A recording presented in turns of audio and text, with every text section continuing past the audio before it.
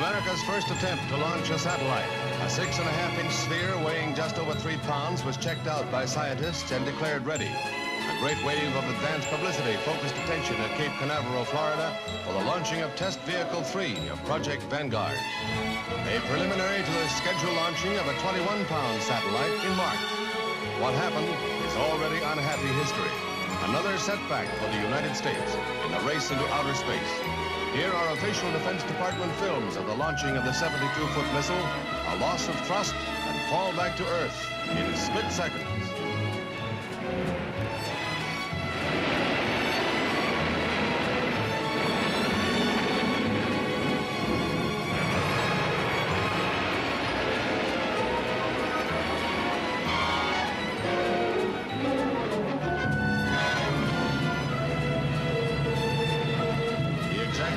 Is classified.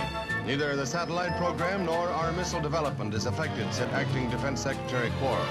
It's only an incident in the perfection of the Vanguard satellite system.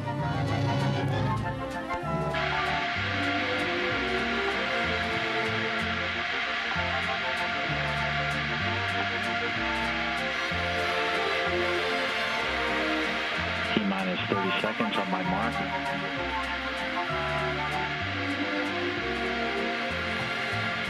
Mark. T-minus 30.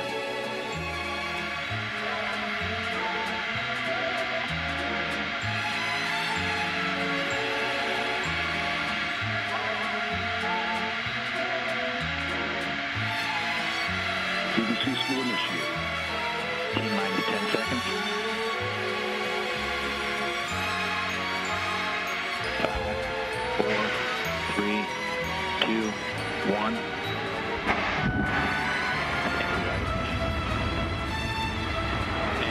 Liftoff of Centauri with the Orbital 3 mission that brings Cygnus on its third CRS mission to the ISS.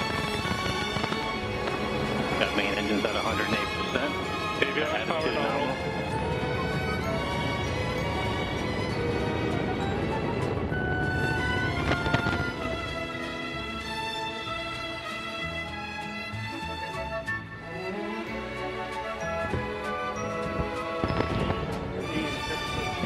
Launch team, be advised, stay at your consoles. Everyone in the LCC, maintain your positions in your consoles. In the LCC, maintain positions at your console.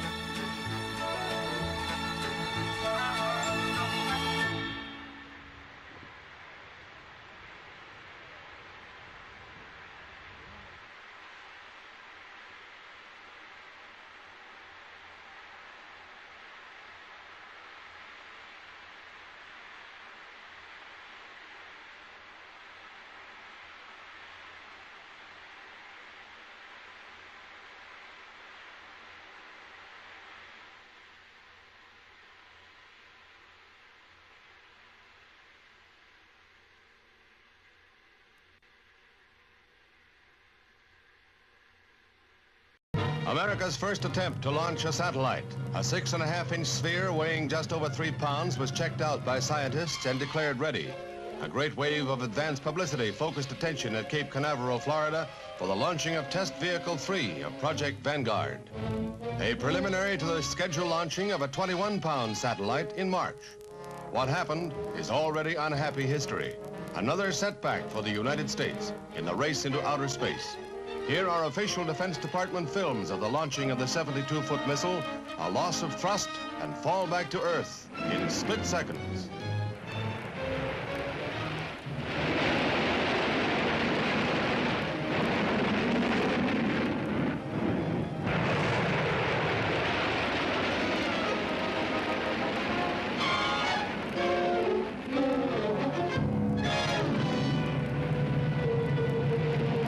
The exact cause is classified. Neither the satellite program nor our missile development is affected, said Acting Defense Secretary Quarles. It's only an incident in the perfection of the Vanguard satellite system.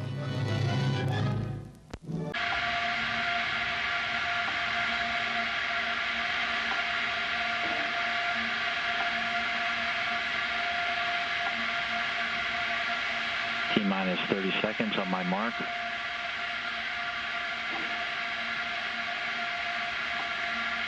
Mark. in T-minus 30.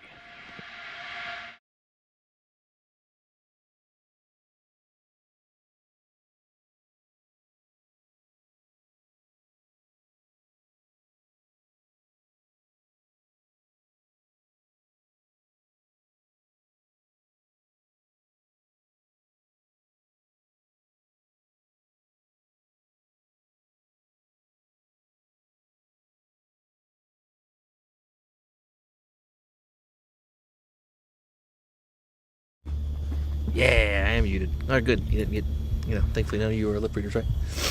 So yeah, just getting polar aligned. These two decent sized comets, or decent brightness, they're kind of close to the, ooh, that's pretty good. Hold on. They're kind of close to the sun right now.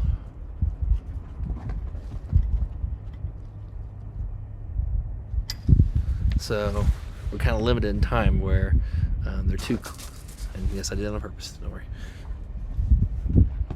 My dog has zoomies. Yeah, they're super close, so we don't have a lot of time. There's one that's before it rises, which is C 2021 S3 Pan-Star, which there's a research candidate, or she's working, PhD researcher in the UK, who sent a message out asking for their data on the comet, mostly from the UK, but I let her know, like, hey, I got data if you're interested.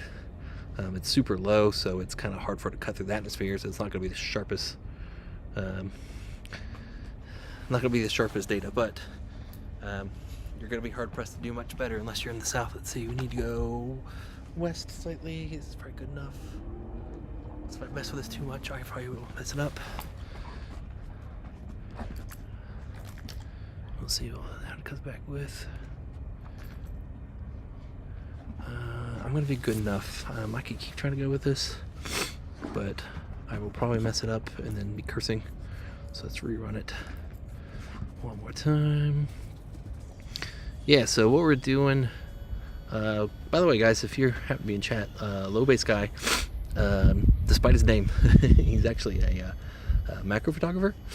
So does a lot of cool stuff with, like, going out into the swamps and getting insects and reptiles and stuff. So it's pretty cool. I always learn stuff about photography and Photoshop and Capture One and kind of editing stuff. I've always been kind of interested in photography, so this is kind of a natural thing, but I don't do a whole lot outside of Astro, but still interesting. I still learn stuff for the times I occasionally do something different. But yeah, we're basically aligning this robot. That's basically what it is, robotic arm, aligning it to the rotation of the Earth, so that it's not bad. So that when we're tracking stuff, I think this is as good as I'm gonna get, because I'm gonna screw it up. Alright. So that way we can kind of accurately track in the sky. It's not necessarily intuitive to people who don't know, but here, we'll turn this. Where is it on?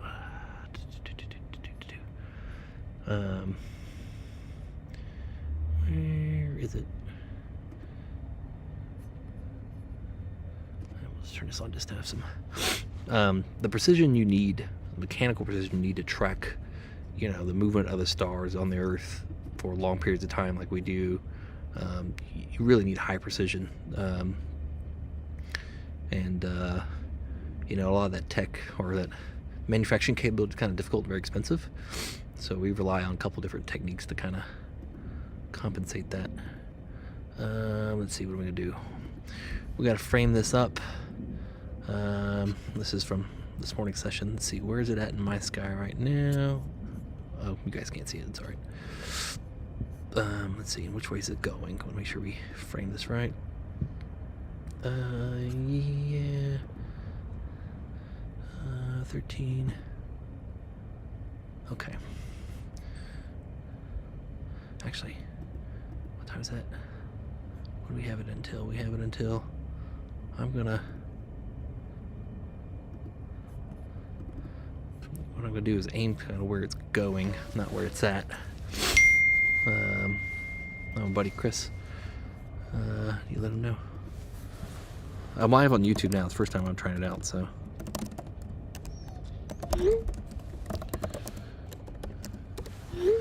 All right, we got to use the J-date coordinates. I'm going to use this, but it's not correctly.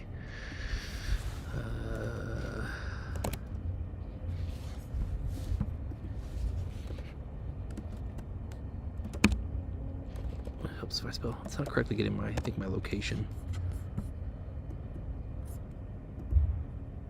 Come on, what are you? Is it 12p? There we go. Okay, this is one of those ways. This is an interesting comment, and we're gonna tell the frame it's gonna do completely wrong. So this one actually only comes every 72 years. The interesting thing is that this one, there's kind of two categories you can put them in. One is basically short period, and there's a long period. This one's kind of, it's not super short. It's kind of an irregular, longer, basically means it has a longer trip, a big elliptical orbit. And the nice thing though is that these ones tend to, oh, it's actually not too far off, 23, let's see, 23, wait, 43.36, and the declination's gonna be 36, so yeah, you can see it's obviously off. 49, 17.8, 17.8. Because it's going a longer orbit, it's going to go out past Neptune, and they can kind of collect more material out there. So they tend to be a little bit brighter versus, you know, if one it's kind of more closer orbiting, it tends to kind of burn up quicker. Well, not burn up, get burned away, melted. Yeah. 49, right? Ah, come on. No, not 409, 49. We'll tell it to do that. We're gonna turn this off because it's not smart enough to know that. Okay, food is ready. We're gonna slender and skew. So I put in these coordinates of where it should be going. It's gonna move the robot arm. And I'm not really kidding about that. I mean, it practically is. I mean, it's stepper motors and servos and belts to control it. Hopefully you can see this. I don't know. Can you guys see that all right? Yeah, you kind of see it.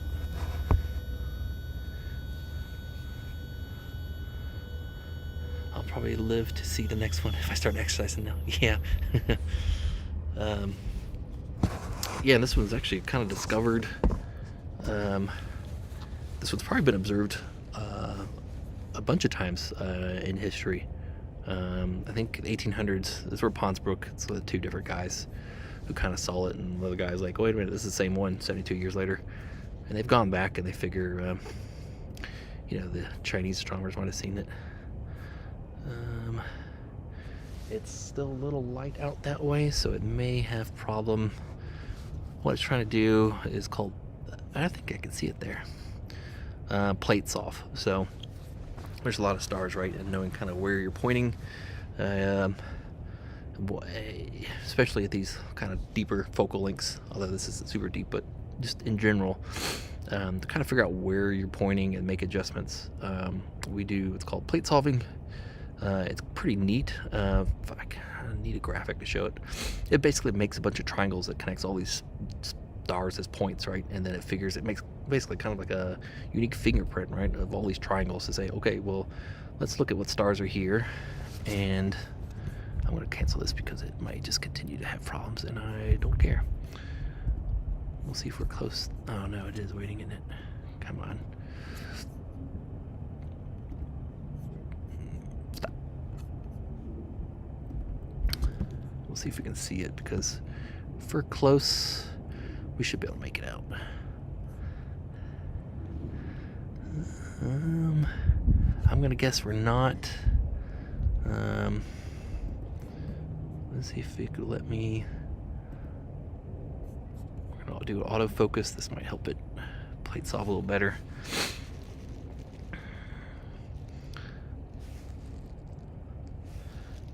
Let it run.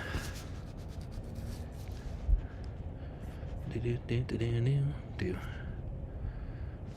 Yeah, and this was not really even I completely prepared for. I actually have a whole different stream I want to do on space weapons. And I think I'll talk to you about that. But you know, comets, you know, they don't come around too often. These are kind of the two brighter ones for this year. This one's going to get too close for us here in the northern hemisphere to see very well soon. We might be able to see it during the eclipse. So keep an eye out on that, because that might make a really cool shot if you can manage to, you know, get a minute worth of exposures and, you know, see the eclipse and, you know, make out where the comet is. It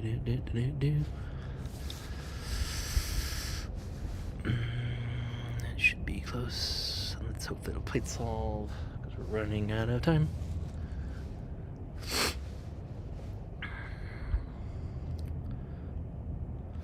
That looks kind of sharp-ish. Good enough anyway. Let's go back to frame. Let's see if it can figure out. Did that change? That's the right information, right? Let me check and make sure that. Nope. No. Stop. Stop that. No. Do not do that. That's not where I want to go. Oh no, it is where I want to go. Okay, I'm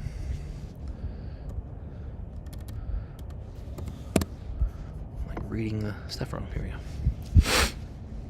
Let's try it again. The fact that I don't see it, because it should be kind of visible, we should be able to see a green smudge. Makes me think the scope is not quite yeah, there it goes. Let's say telescope not inside tolerance, so it's gonna sync to the telescope and tell it, wait dummy, that's, you're not pointing where you think you're pointing, you need to move over. And it kind of builds like a 3D model of the stars in the sky. There we go, see? There it is, that looks about right now. What do you guys think? Alright, so we're not gonna have a lot of time, so we are just going to go ahead and I'm just gonna do a legacy.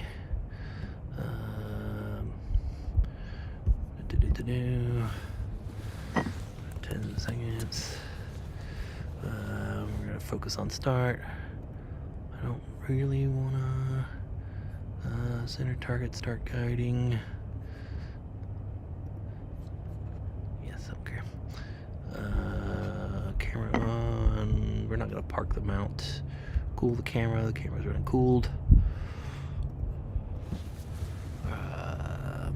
We'll do 10-second exposures. We'll do. Well, I can always reduce it down. It's fine. We're gonna tell it we're using this. We're gonna dither. We're gonna dither every 6, just because it's kind of moving fast, and I don't want it to lose too many frames, because you might be able to make an animation. I'm tempted to turn dither off, but if we want the best quality. Alright, let's just go ahead and do the damn thing.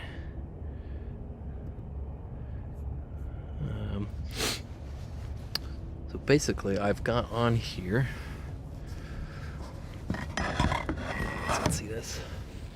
There's the main imaging camera, and then there's a secondary guide cam. And basically the software is going to watch these stars, see how they're moving, and then try to keep it on track. Back in the old days, a film, you literally would have someone at an observatory, you know, you'd have your main, and then they'd have a smaller scope, and it literally would have like a crosshair on it, and someone would have to sit there with like a joystick all night and just try to keep it centered. That's how you did like film plates back in the day. Luckily, we have software to do this for us. So it's going to do, it's probably doing, yep, doing an autofocus routine. Hey, what's going on, Chris? Hey, I don't know if you're available, Chris, if you want to talk later or not. Chris is my buddy in Florida. We literally lived like down the street. Worked at the same company. Also did astrophotography. We kind of got into it at the same time. I was interested in a while, and he kind of got into it. And then I was sort of like, you know, I've always wanted to get into it, and I got some money.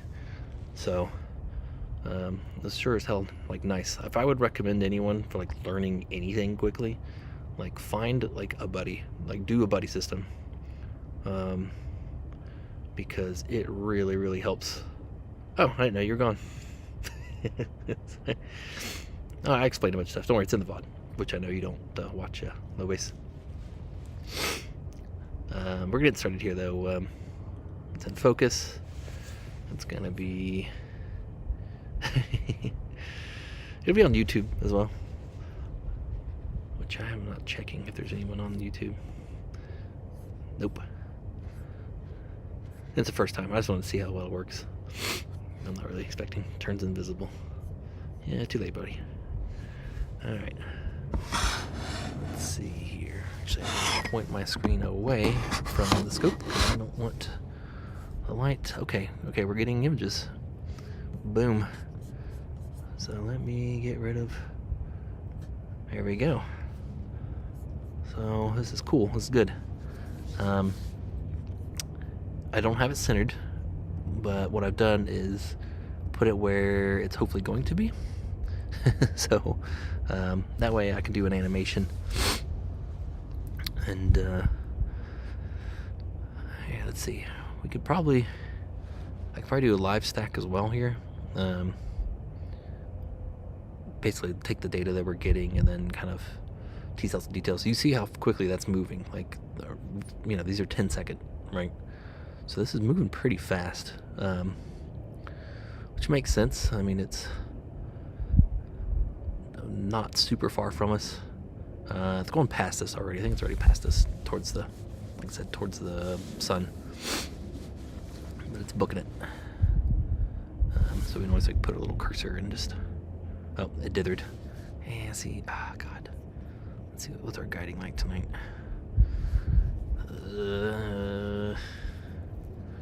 I mean, not great, but yep, waiting.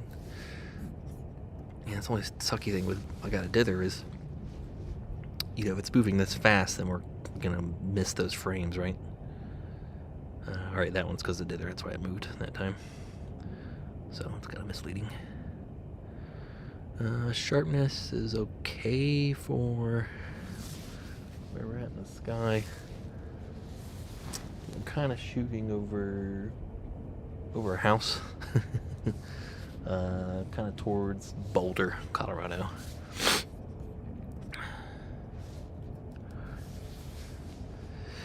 Yeah, I've thought about that. That's what I did before with the 2-second exposures with this mount, like versus the AVX, to where you need to do like, if you can, every like half second. I've thought about that. I know usually if it's doing well on its own,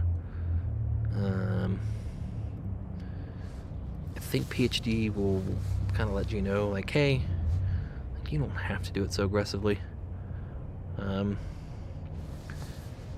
Guess we have to see what our seeing is like tonight. I'm not sure.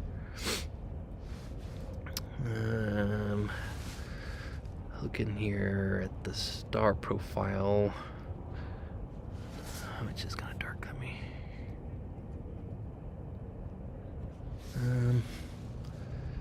Yeah, a little wobbly. The other thing too is I don't want to recalibrate. So.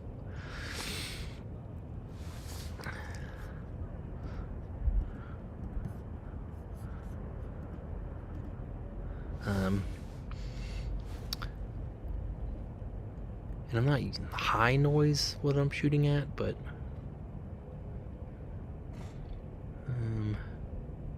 there's a little bit, so it looks pretty good though. I mean, it's brightening up. It's not visible naked eye yet, but shouldn't have to recalibrate to change exposure length.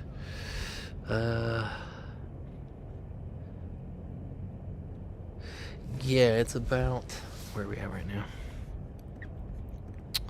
We are, what's our altitude? 12, which that's pretty damn good if that's 12, to be honest with you. Or no, that's where I'm gonna be. Where am I right now? Right now, 25. 25, and I think, let me see, let's watch this roll through. Yeah, we're kind of, I think, at peak. Yeah, I mean, we could try it. It is a little windy too.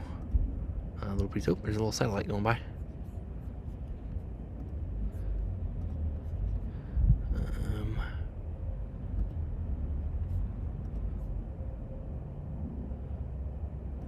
gonna clear the history too, because I don't. It feels like sometimes it kind of similar to noise is gonna be obscene.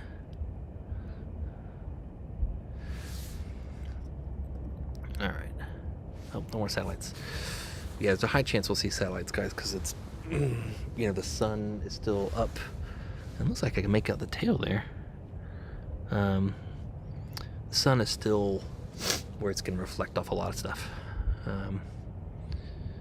So we probably will see a ton of satellites. Let's see, what was that one? Let's see if I can find out maybe what that one was. If it's a commonly tracked one. Nope, I'd have to go look it up. Well, yeah, there you go, guys. A little bit of tail, so if we want to look Pons-Brook, we can actually look at the data. This tool is awesome as far as like scientifically looking at like what data's in there.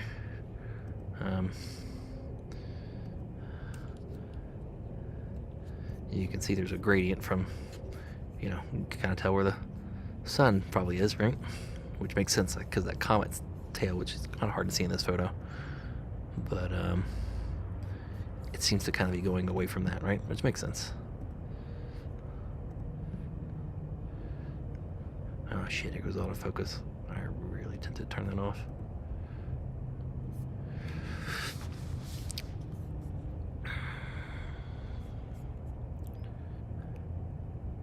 Is taking notes. That bright, what is that thing you guys there? That's a plane, I think. Yeah, plane.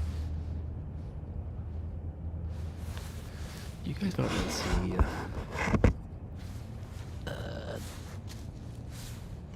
that's the plane.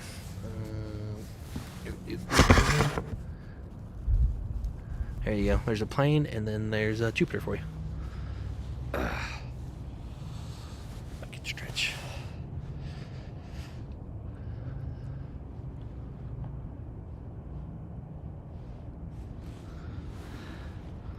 So there you go. You got Jupiter. Oh yeah, the I had everything connected. I disconnected, but everything was still powered on. So when I got home, it was actually camera's running pretty warm. Like 37 degrees, but it does take like no time. And that one night, I mean, there's one night where I had to turn off the cooler and try to turn on the dew heater, because it was so cold. Oh God. well, you know what, it makes sense actually that the autofocus is going to get worse. We're getting lower in the sky. But we should get a decent image, to be honest. You know, it's kind of bright, right? We can see the stars there. There's not any cool, like, faint nebula or galaxies around that area, I don't think. So it's not something where we need, you know, a ton of time on to get something out of it, to get good enough. Just hoping to get a nice tail. Yeah, it is definitely a little bit brighter than the other one. Pretty big nucleus there. So yeah, the core of it, you know, it's called a nucleus.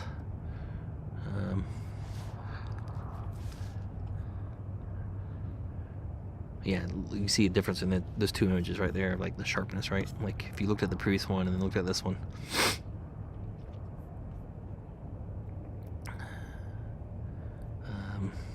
But yeah, unfortunately we're getting lower and lower in the sky.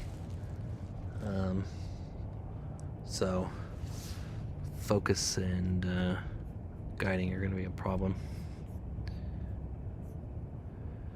I'd be tempted to kind of turn off that stuff. What have we gotten so far? We gotten sequence, or I guess I could look at that screen. 33. 3 minutes. Sorry. Yeah, we're not gonna get an hour. That's a pipe dream. I don't even think we'll get 20 minutes.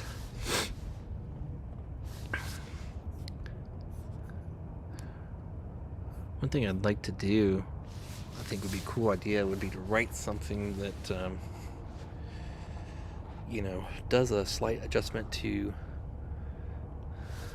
oh no, thank you for the first time, goodbye, mod. Right, wait, where's my mod options? We'll ban him. No, I don't want to follow, I want to ban him. I want to ban him.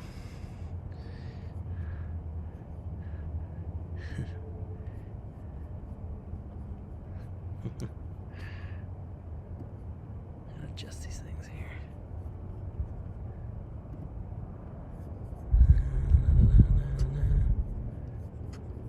Oh my god, these OBS. Like sometimes the windows that they do.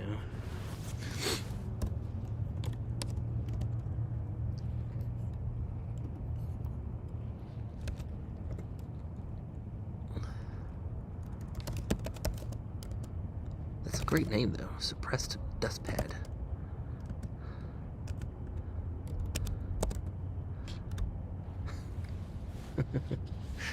Hey, this is the first time I've had to ban anyone, so that's good news, right? That's gotta be a Twitch achievement. When this gets low, what we can do, I want to get some food. What we can do is we can move to the moon. We might get lucky and get like a transit with like a plane going through or something, or a satellite if we're really lucky. But making sure that there's no clouds. I think we're okay. Those clouds are kind of hovering over the mountains. You can see the little image there. They're just kind of hanging out.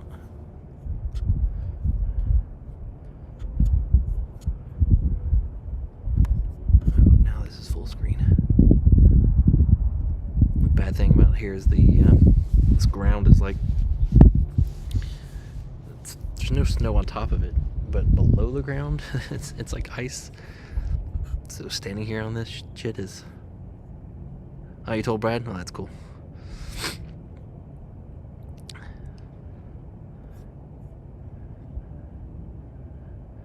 Yeah, let me see. And streaming to 60 frames per second to YouTube. Let's check that out. Nobody's viewing, but that's okay. I don't really care. I just wanted to do it and have it on there, have it available. Test it out. Let's go ahead and get a full view. Oh, there's a satellite. That would have been a pretty damn fast one. That would have been a pretty damn fast one. See if that one would have showed up in the... Nope. I'll have to look that up. I always go back, look at the timestamps and figure it out. It's probably Starlink. It's probably a new one, if we're honest. Another thing we have often, which are really bright, there's basically spent booster rockets. There seems to be a lot from the 90s. I don't know what was going on. We were just launching shit. Us and the Russians and Europeans, we were just launching, yeeting boosters into the space, and they're still floating around, and they're, you know, booster, it's kind of big. So they can be kind of bright and circling pretty quick. So there's a few times where I've, you know, gone and looked it up. I'm like, oh, it's a rocket booster just flinging around for 30 years. Space debris. Oh, hold on. My neighbor has their light on. I've never had a problem with that neighbor turning on this damn light, and they have tonight. And it's not too big a problem, except for when we get low like this, and then, you know, gonna kill my contrast, bro. If you look at guiding, it looks like most of it's really in RA, not deck. Oh, see something just passed through the guide cam. See if we get another image. Or no, we won't get an image because it was dithering. We won't catch that one. That was flipped up pretty fast because that was a 2-second image.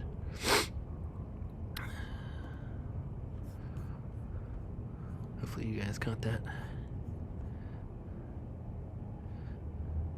One thing I did play around with, I don't know if you guys have done any of this. I played with, I've got a bunch of archival footage, partly for the stream I want to do on space weapons, but also, you know, I've got some, you know, rockets exploding stuff, and I did a little bit of testing of using AI to upscale it. It's kind of interesting. I mean, it kind of works. It does kind of bring out, like, if there's any artifacts, it does kind of bring them up. But I don't know, I kind of want to play with it more, but I know it's like another time sink. I wish I just knew someone who, you know, knew how to do it. There's services you can do, like on demand, but it gets kind of expensive depending on like the video size and how long. You know, you can easily like spend $20 to do like one video. There are open source tools, but you gotta kind of learn that stuff. There's Topaz, which the photography guys are familiar with. We use that in astrophotography a lot as well. They have a video product. It's like $2.99, I think, for the video license. I didn't want to spend $2.99, but then again, I don't want to spend as much time as I have. I don't know that monkeying around with the open source stuff, if it's just easier to get good results with that, it might be worth doing.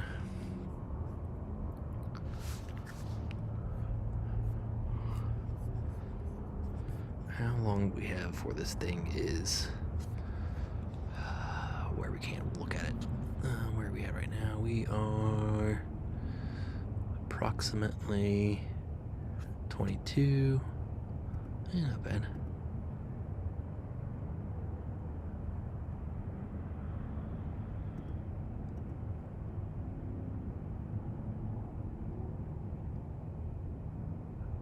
There's a few bright stuff that's going to come by, actually.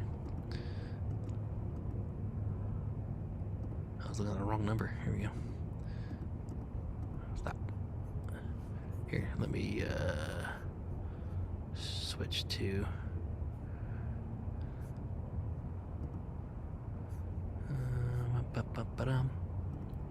There we go. A good old Stellarium here. Well, we'll do this for now. So yeah, it says 24, or no. Yeah, 24 right now. We'll play it into the future. We're gonna go down. Speed along. So I think I have until around 16. So we got a good run, good while here.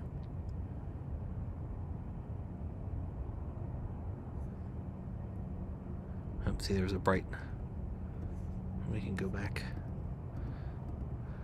Rewind the tape. Oop, too fast.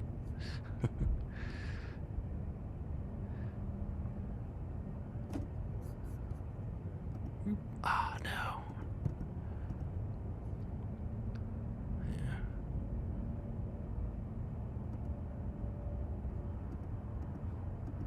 You can see, yep, there's a bright one. Which one is that one? That's too low. That'll be way.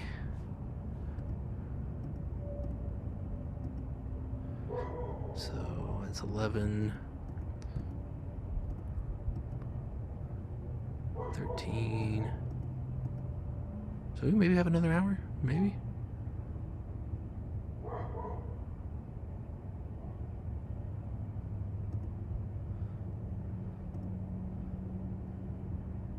Or about 40 minutes? That's not bad. We can actually get good. Uh-oh, we got a YouTube viewer. Hi, YouTube viewer. Go away. Alright.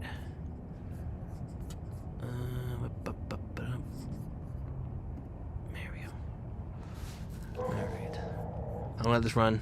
I'm gonna eat real quick.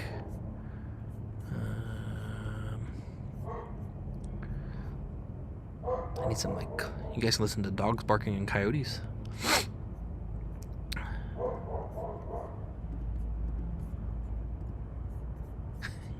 Here we go. You so you can enjoy the moon, or, well, I guess I could turn it the other way. You guys can look at the moon. Yeah,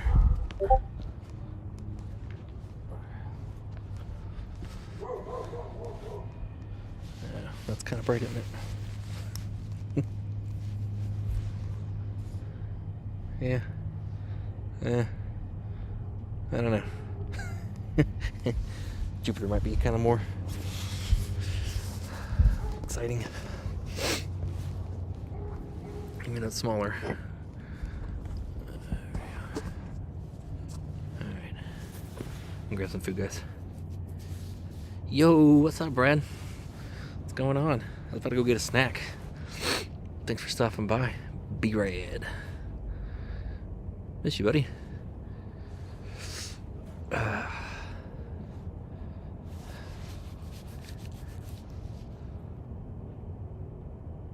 Oh, nice. Thank you, sir. Yeah, we're doing got good connection on YouTube too. Sweet. I'm gonna grab some food. We're looking at a comet. You got this one. It's on one side of the sun, and the one coming the other way of the sun. So I think we'll get enough data tonight on this one, at least, to make a decent image. Animation's gonna kind of suck because we're fighting seeing, it's getting low, we're refocusing all the time. That's okay. That's only like my best. When's this saying it's gonna end?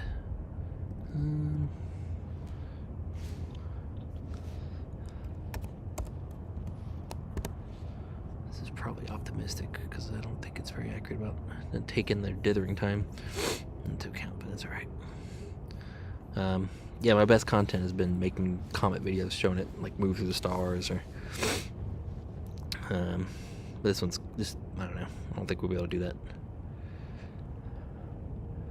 Maybe I can use enough AI. There we go.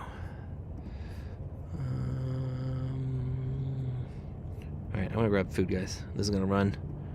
I'll be back. Enjoy the coyotes.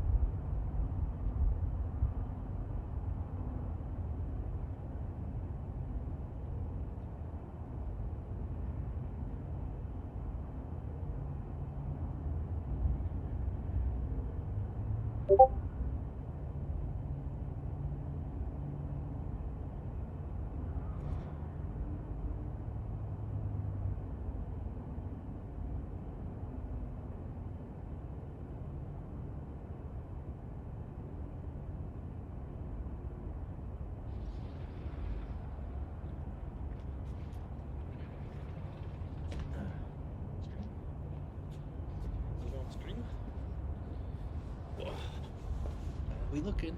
I see a plane. It's kind of. Did we get planed? Did we get planed? Oh, I'm gonna plug in soon. Are we gonna get planed? Yeah. I don't care.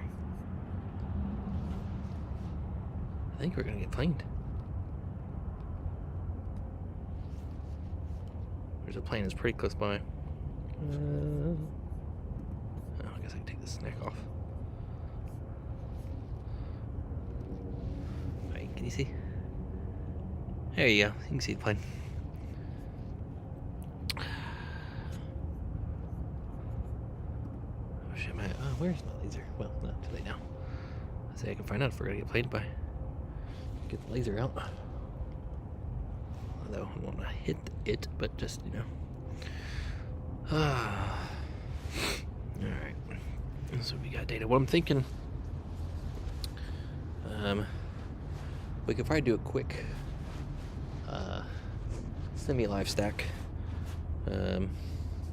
Once we've got all the data we're going to get, we'll do a full process, because I'll probably take my time and whatever, but we can at least, you know, process it enough to see, you know, how's your tail we got? What are you doing?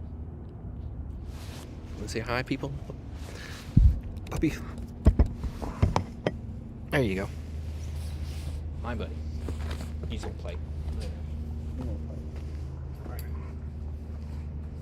Make a dog redeem.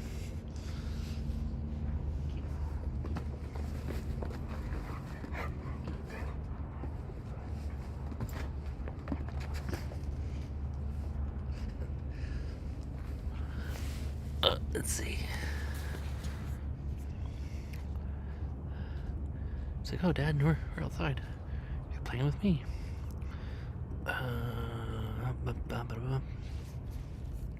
Did we get any planes on here? We should have, damn it. Yeah.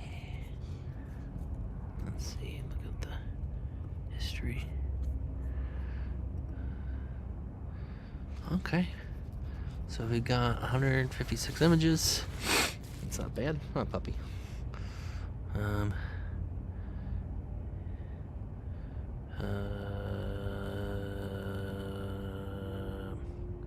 Do I have enough power? So I got a different laptop that's actually running all the imaging stuff. This is just my main streaming. And hi, puppy. Oh, good job. Ah, come on. What do you want? Look at his face. Look at his face.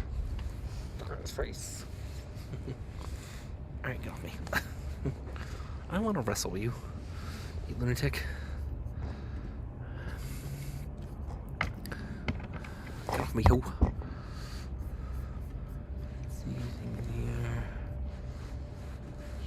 Pretty obvious if we got planed, I would think. It's not. You just think everything's about you, don't you? Everything's about the puppy. This is Bowie. Oh, you can't see him, can you? That's in David Bowie. Alright. Hi. Check our YouTube. It's been a minute. Hey! Hi, YouTube viewers. Just doing a test. Oh, crap. Jesus Christ. You don't have to push me over. You don't gotta push me over. Alright. You can see in here too, in this chart, this right here, HRF history, you can see the stars going down. So there's an algorithm in here that's trying to count how many stars, and as we're getting kind of lower into the atmosphere, you're kind of looking through more and more, you know, the atmosphere, and you're kind of you know, optically you're not going to see as much details, right? You're kind of like looking through a thicker piece of glass or water, right? Than if you're looking straight up, you know. So it's going to distort things. It's going to make it harder for it to identify some of these fainter stars. They're going to be more out of focus. So you can see probably that correlates probably roughly to, you know, the peak of, you know, the most stars were probably when we were kind of shooting at the highest that the comet was going to be in my skies. And then now we're kind of on the downslope, which my backyard is kind of slanted, so it looks like it's practically level. But this is cool. And thanks, guys, for dropping in. Hope you guys had a good week, or will have a good week if you're still got to work this weekend. I got some work to do. Stuff I need to do. Nothing exciting though. Misadventures. I mean, they're okay. That's all right. I don't think we're gonna win any awards tonight, but that's all right. That is okay. We can get a decent image. Get a decent image. Yeah, if you missed it before, so this one has a orbital period of about, oh good grief, 72 years.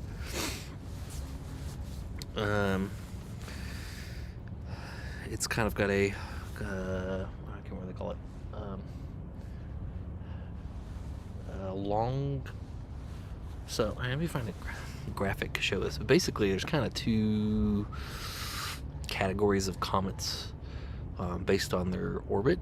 So there's ones that are orbiting closer to the sun, you know, and they show up more frequently. They also tend to get melted very quickly, and they also tend to be kind of like on the same plane. If you imagine you know, the Earth and the planets and how they're orbiting around, you know, the kind of planetary plane, the ecliptic as we call it, from here on Earth. Those comets kind of come in that same area, or in some of the same plane. These other ones, these long periodic comets, tend to have pretty disturbed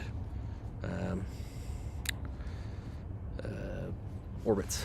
So they're usually kind of angled, and they kind of go out, and they'll go past Neptune. Oh, great.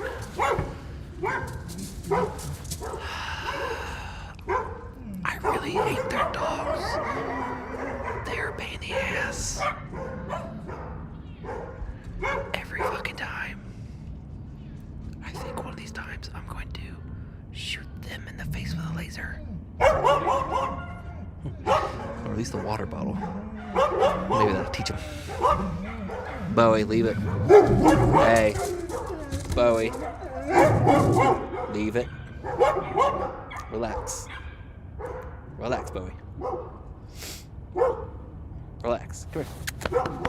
Come here.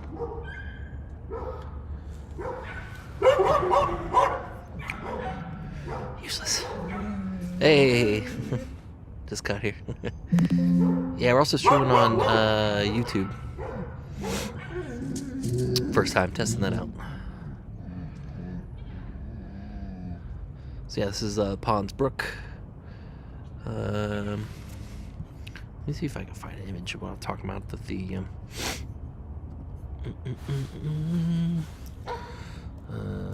long periodic comet examples. Examples. I want to. There's some really good images.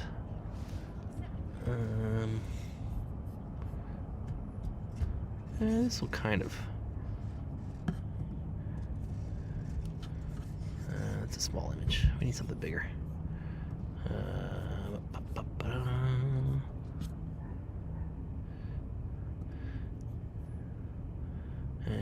This will do. Let me share my screen. Link to YouTube. Yeah, I can put that in there, I think. Right? I'm gonna copy URL.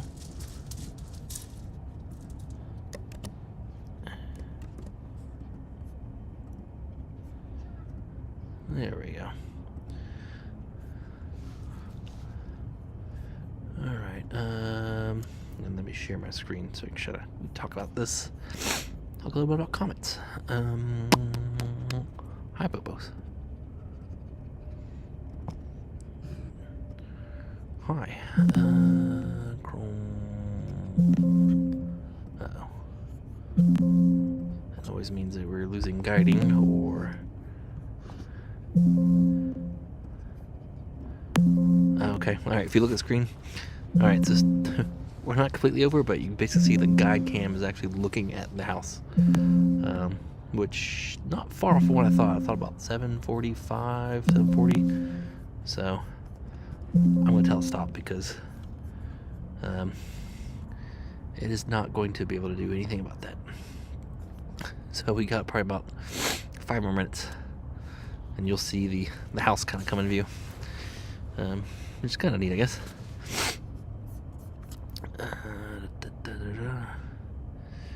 Here we go. Oh, I did want to do one more shout out too. Oh, there goes a satellite. Looks like satellite. Yeah, satellite. There you go. Pretty fast one. Probably Starlink. Good chance. Anyway. Oh, it's already gone. If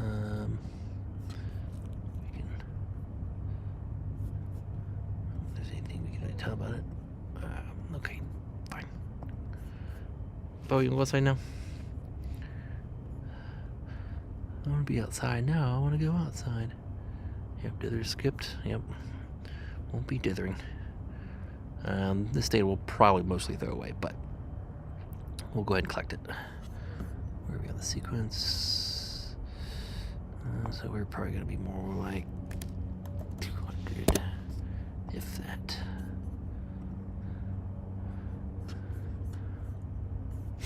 Alright, and let me just show. Alright, let's go back to Chrome. Alright, so pull this up. Is it kind of. There you go. Yeah, that'll work. Good enough. Yeah, so basically these ones, you have the ones that are kind of, short periodic, and these are kind of more the Kuiper belt. Again, they're kind of, they're in kind of the same plane as sort of the rest of the solar system, or the major parts of the solar system, right? Where these other guys, they go far out. Call them Neptunian, because they go pretty far. But yeah, these ones could go out.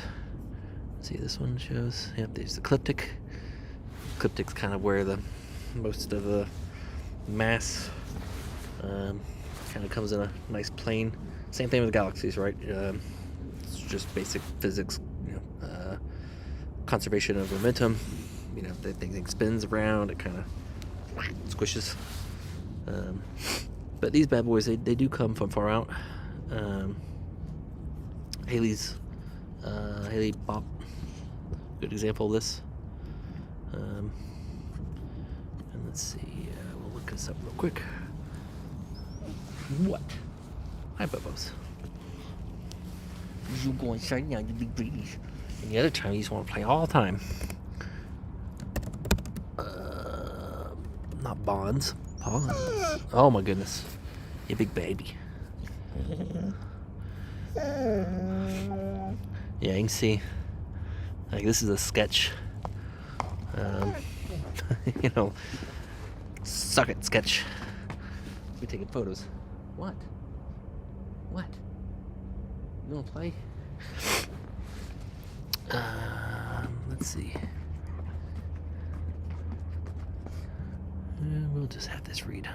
I can chase the dog. 12P Pons-Brook is a periodic comet with an orbital period of 71 years. It fits the classical definition of a Halley-type comet with an orbital period between 20 and 200 years, and is also one of the brightest known periodic comets, reaching an absolute visual magnitude 5 in its approach to perihelion. 2. Comet Pons-Brook was discovered at Marseille Observatory in July 1812 by Jean-Louis Pons, and then later recovered in 1883 by William Robert Brooks. 8. The next perihelion passage is April 21, 2024. 6.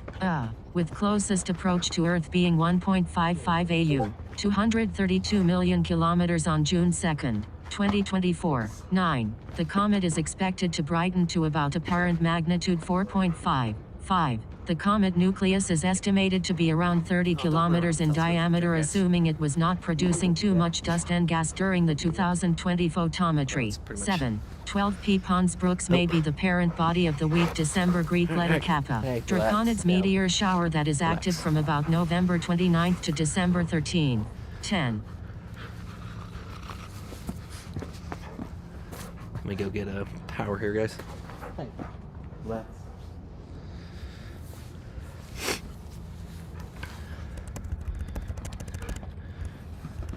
Just turn this down real quick.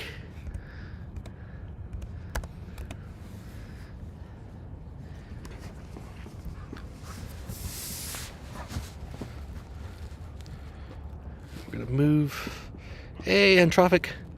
Hold on a second, I'm getting low on battery here, so I gotta move this laptop, get some power.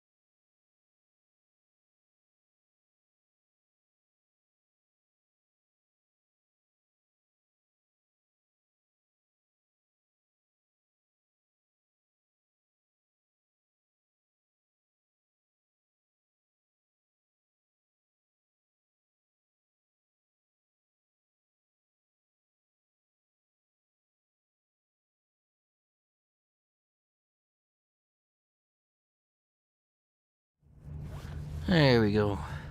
Hey, Entropic. Oh, you guys? That's not the current view. There you go. Yeah, so yeah, you can see we're... what? We ran into the scope? Oh no, that's the house, okay.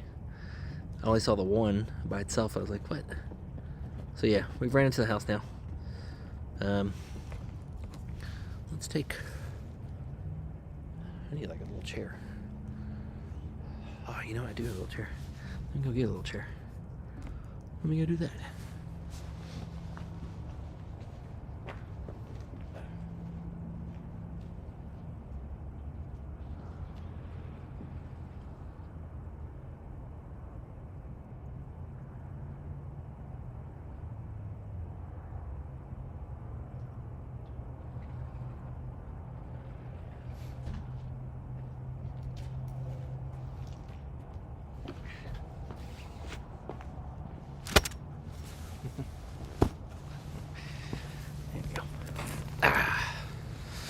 Whew.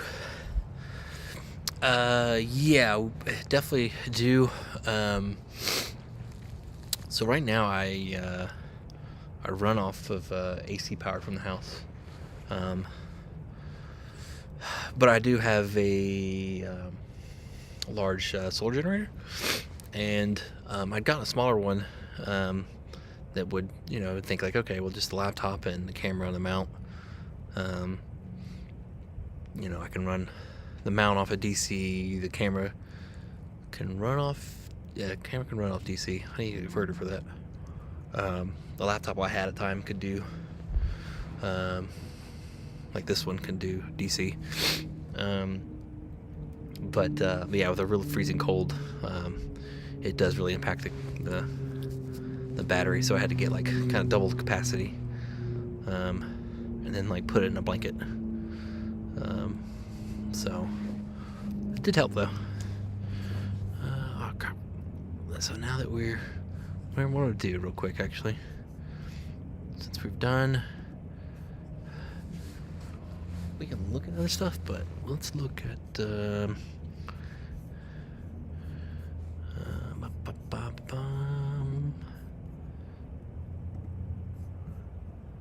we're gonna go to a different program we're gonna look at the moon.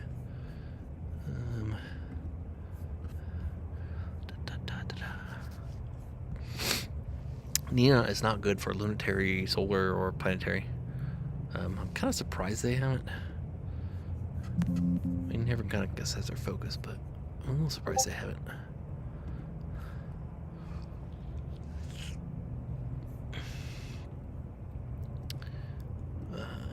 Images.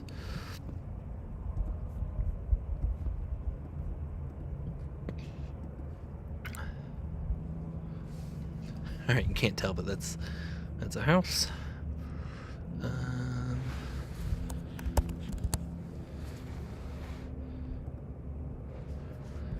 right, let's go see the moon. There you'll get a plane. Go by. Orbitals, solar system, moon, load.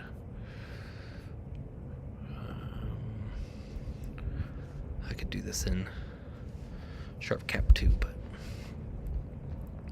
we're already here.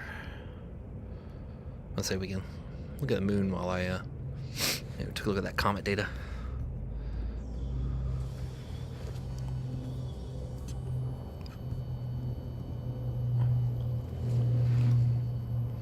See some stars there, whipping by.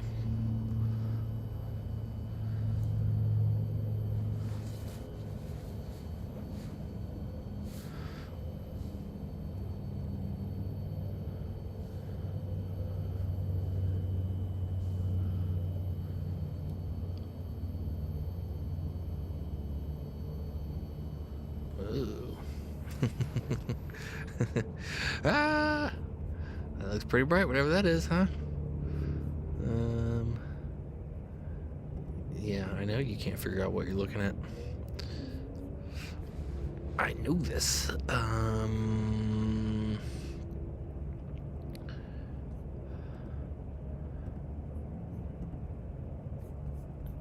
Let's see the guide cam.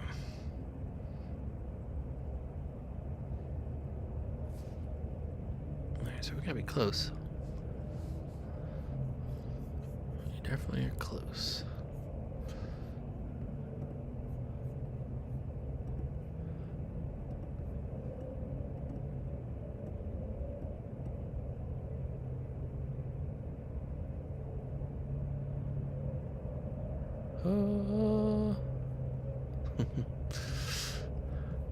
My eyes. Let's pump this down.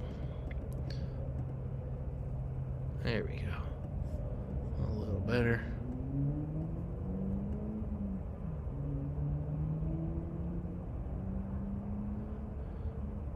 We are seeing the reflections from the bright ass moon.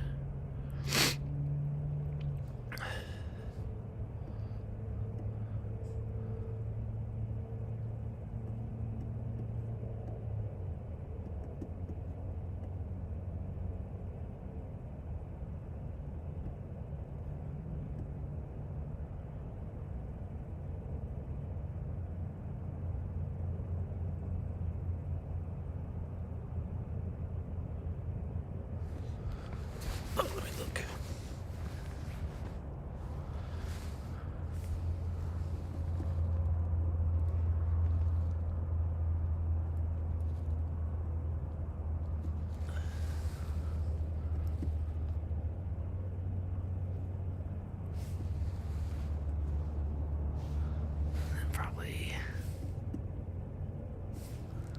Probably this way.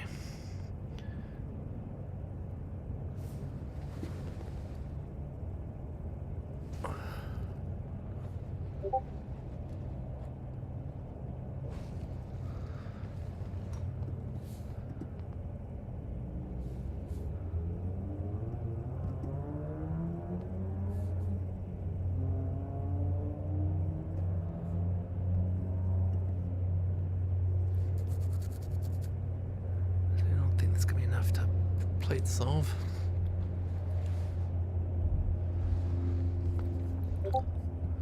Let's go a little faster. Let's go faster.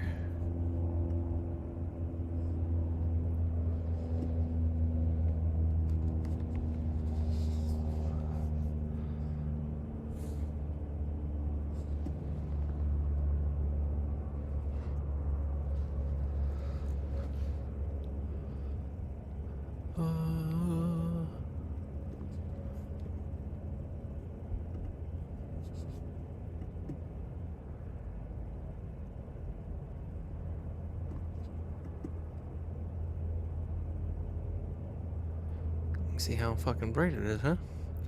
There she is. There's that moon. Let's make sure we're doing lunar tracking right.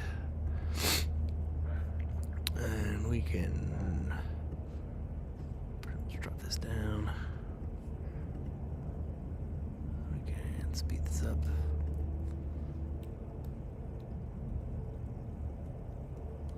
There we go. Ah.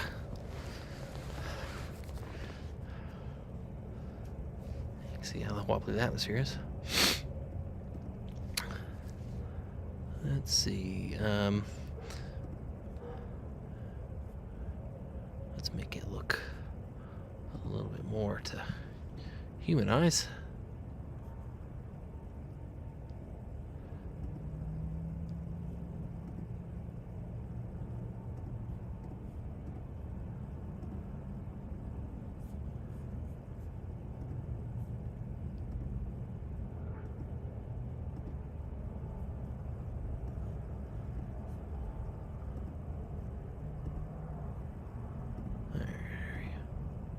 That's gonna be more better.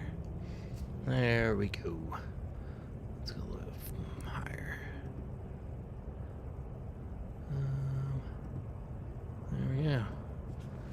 There's the moon. Actually, probably want to do like 6 seconds. Milliseconds, I should say. 7. Yeah.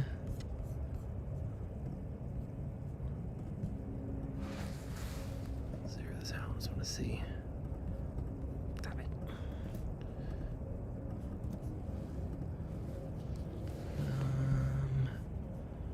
Yeah, it's probably good enough. There we go. Let me check chat. Hey.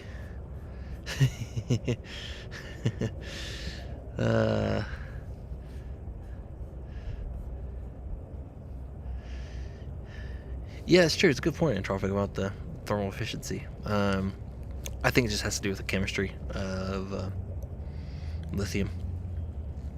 And we can go. This is not a. Where we're at? We're at like 33%, so we can. If you want to see the moon, if you want to see it, let's try if we can.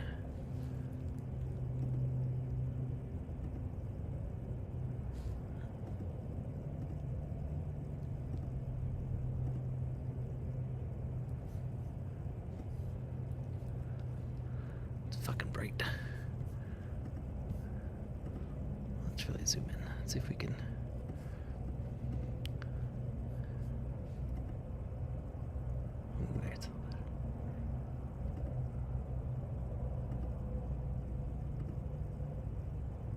I think we're getting worse again. Yeah, we're in there. And you can see how much, I mean, this is how wobbly the atmosphere is, right? Yeah, it's basically behaving like a fluid. I mean, it is basically a fluid. Still fluid dynamics. Let's see. But yeah, nice and bright tonight. We'll see if anything. I guess we could.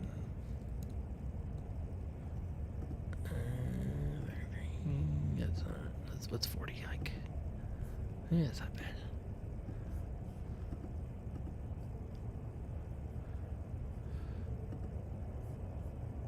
Yeah, good enough. See if plane. We still got time or something could pass by.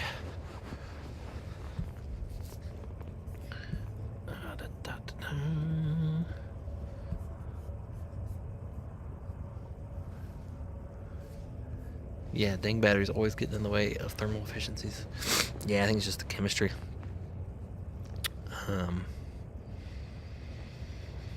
Yeah, I mean, that's why for these lunar landers, you know, if they want to survive long, it basically needs to be some sort of heating source to keep the batteries alive. So what we've done in the past is actually used, you know, radioactive material to help keep them warm through the lunar night, which can be like a 14-day cycle. Yeah. Yep. Which always, I guess that stuff's probably kind of controlled as far as, you know, exporting that expertise. So, I don't know, besides the US and Russia, I'm sure China's done it. I don't know, we'd look it up. You know, India and stuff, I don't, you know, we don't let them have that cool stuff. So it kind of sucks, like you spend a lot of time and money to get to the moon, and then your thing's gonna die. You know, if you're lucky, you can get a 14-day, and then it's probably gonna, you know, not be alive when it comes back around. I don't know.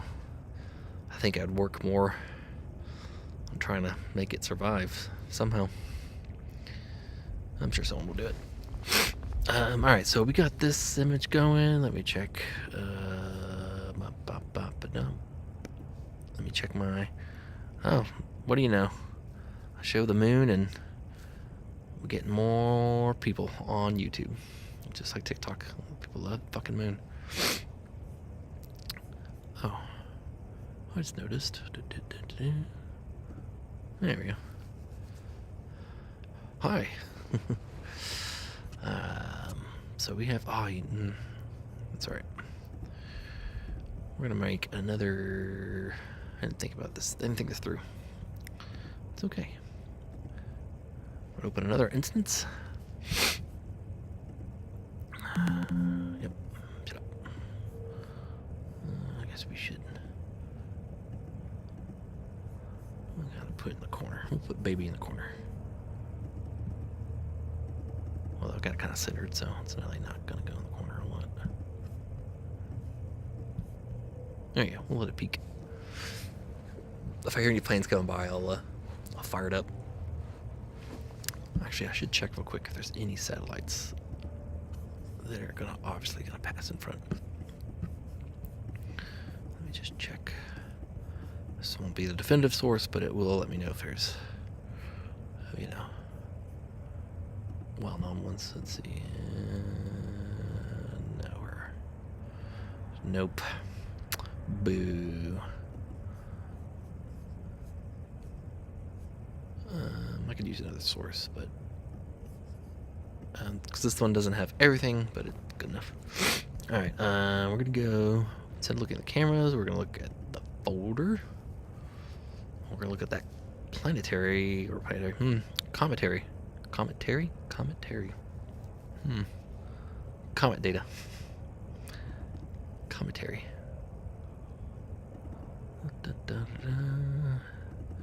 Today. Oh yeah, we'll go back. All images in here. And yeah, Entropy, you missed it. So you'll get to kind of see Pons-Brook has gone. Oh.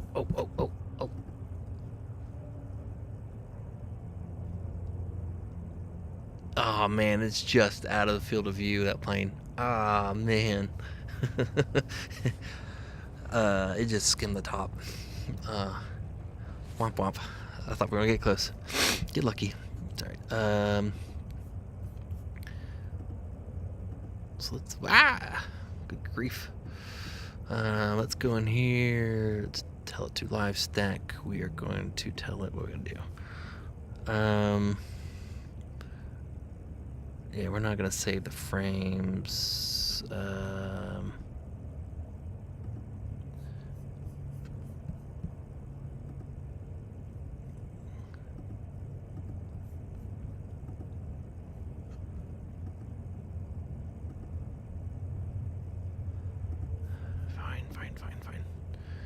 Alright, so this is just the one photo. It's the first one we took.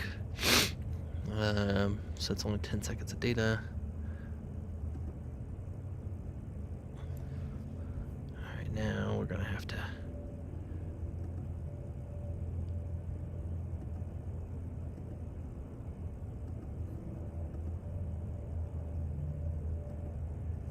no, it still does not.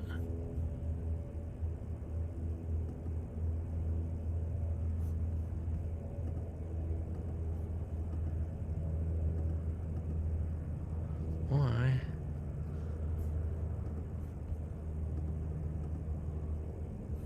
Yeah. But why aren't you showing me?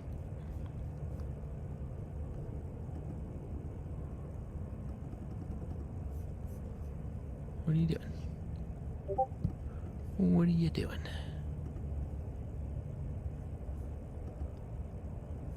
Okay.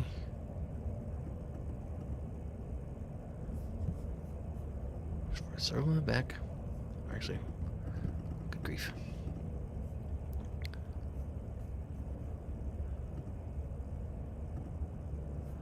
Let's try this again. Clear.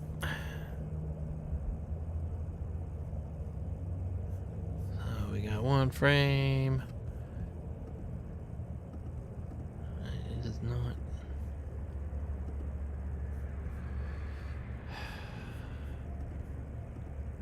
Do I have any other? Filter on brightness. That's auto. There we go.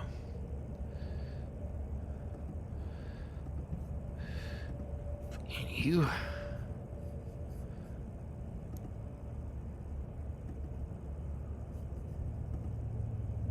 There we go. So you can see the tail really well there.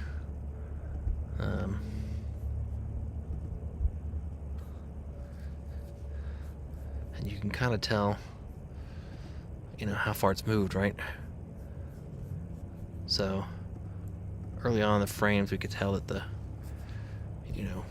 you can probably figure out which way the moon is, or not the moon, the other one, the sun. And you can see how much this thing has moved. Yeah, getting the colors right is going to be kind of fun. There we go.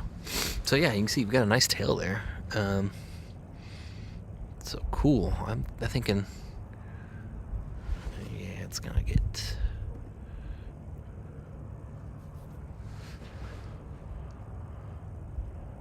Oh, you know what? I gotta delete those one frames. Those one frames are gonna be bad.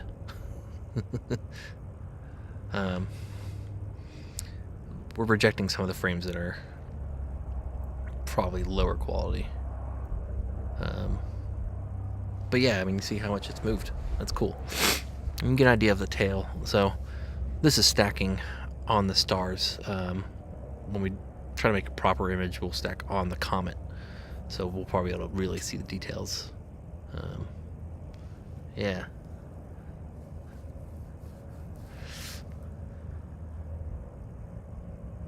Could use potassium, pomegranate, and peroxide reaction to generate heat, or some other thermal reaction maybe?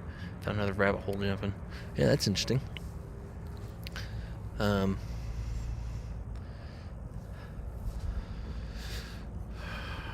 But yeah, so I'm happy. I mean, I think we'll be able to make a decent image out of this.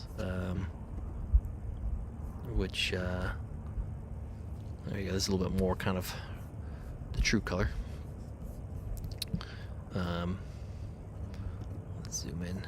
Yeah, you can see some of the gaps, and when it was maybe focusing, or it wasn't guiding well, waiting to settle. So like if I did try to do an animation, it might not be very smooth. But yeah, I mean, there's not, this part of the sky, I don't think there's anything much interesting. Just a lot of stars, part of our Milky Way, but I don't think there's any nebulosity. That line is interesting.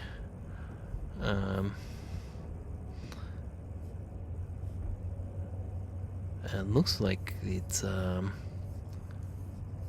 dithering did pretty well, though. Could probably make dither a little bit more aggressive. But yeah, there we go. So very cool. Very happy with that. Ooh. Pomegranate. Pomegranate. That's what I saw. I saw the P and then granite. Pomegranate. I was like, potassium pomegranate. Like, what? All right. I don't know what's in pomegranate. There could be some. It might be like growing poop potatoes on Mars. Like, it's really good for rocket fuel. Killing your thyroid.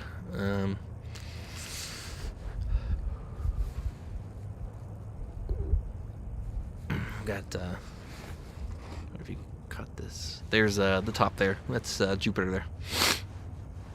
This isn't my big scope for planetary, but this is really well for forbidden pomegranate. Yeah, very forbidden. Oh,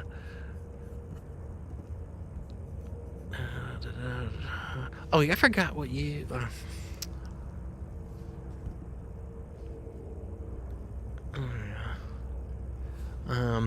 I could try to image this. I guess I might as well.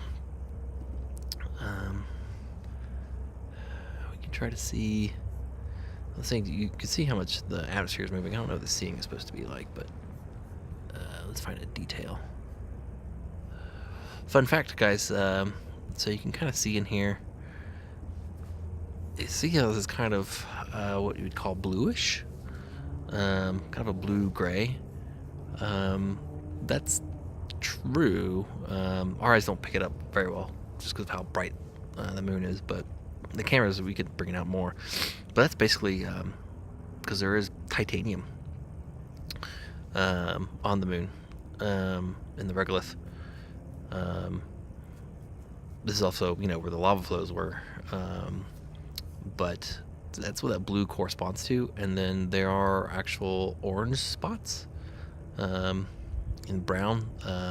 That's one of the surprises of the astronauts. One of them like kicked up the dirt and saw like brown orangey dirt, and you know, and that's iron, basically. Which apparently the moon is kind of very slowly rusting, just from there's not a lot of oxygen, obviously, for it to react with, but I guess the solar winds can blow some amount of oxygen atoms from Earth's atmosphere onto the moon, and it can interact with all the high energy particle rays that are hitting the moon and causing, you know, iron oxide. Yeah. Hey, Louis. Forbidden Pomegranate was my other stripper name in college. What was your first stripper name? That's what I want to know. Oxygen bullets. Yeah, basically oxygen. Oh, Lobase, since you're here. So let me back out. I'm just zoomed in here, just looking around. So there's the moon. Nice full bright, you can see it waving around. It's just the atmosphere.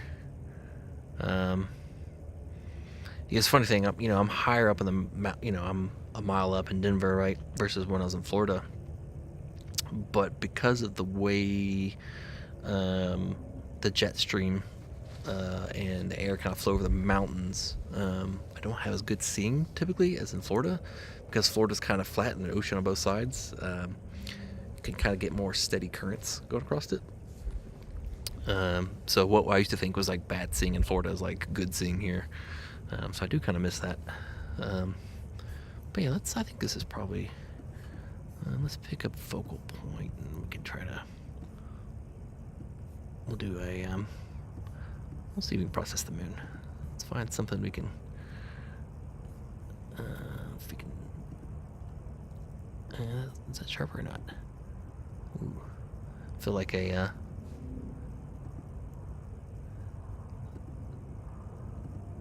it's a bit like being an optometrist. Number one or number two? Number one or number two? Number one? Number two? Yeah, that looks like it's getting oh, I hear a plane. Gotta look out for it.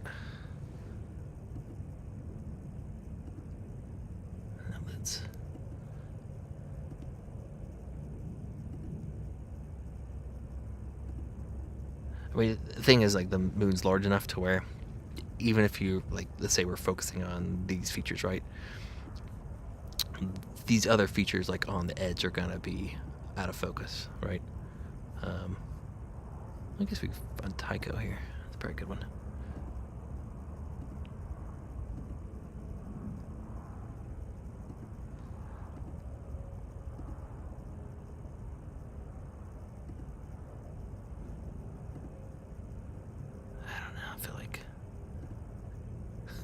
Hard to tell. All right, we're gonna image this. Planetary, solar, lunar is a whole different can of worms. It's a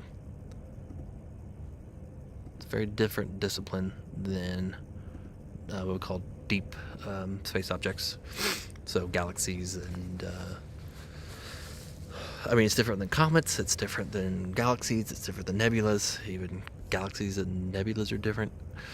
Let's see.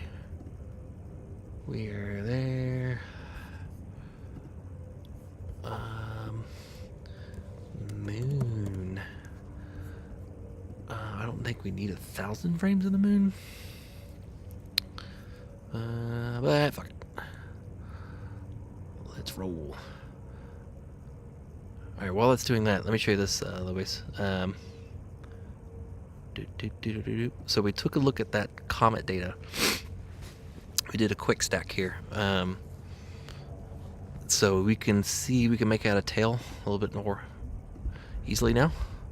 And you can see how the comet has moved looks like a lightsaber in space. But yeah, we definitely are able to pick out a tail there. Hopefully it shows pretty well for you guys. So once I process this properly, you know, I think we can make a pretty decent image out of it. So, pretty cool. Pretty excited about that. Oh shit, that went by quick. Nice. Enhance is the equivalent of hams bouncing radio beacons off the moon. I prefer to keep the mystery alive. Alright, fair enough. Feels like low base should be something with a reptile, right? Yeah, actually, the guy was in here earlier, Chris, he's a ham operator. I don't think he had anything strong enough to bounce off the moon, which is pretty cool. So yeah, so we've got, so we took 1,000 photos of the moon, and well, let's. Oh, you're playing. Nope, that one's not going by. Damn it! I've never gotten a good. I got lucky. It was the eclipse. It wasn't even a full eclipse. It was like 7 years ago. Yeah, I think that. And I literally had my little Sony camera and just the telephoto lens I had was like a 200 millimeter, I think, telephoto. And I literally had like taken apart, I think, sunglasses lenses and like stacked them and made my own solar filter. And I took a photo, and I caught the ISS going by. And do I have it where I can share that really easily? But yeah, like I did that,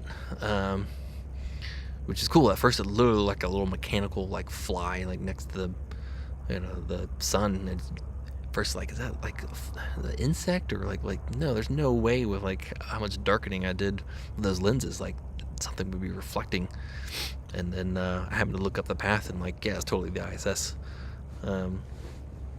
I did that lucky, but I have never caught anything going across the moon. The sun, a plane went crossed as I like looked down from the stream, but I've never caught anything go past the moon. So we're gonna take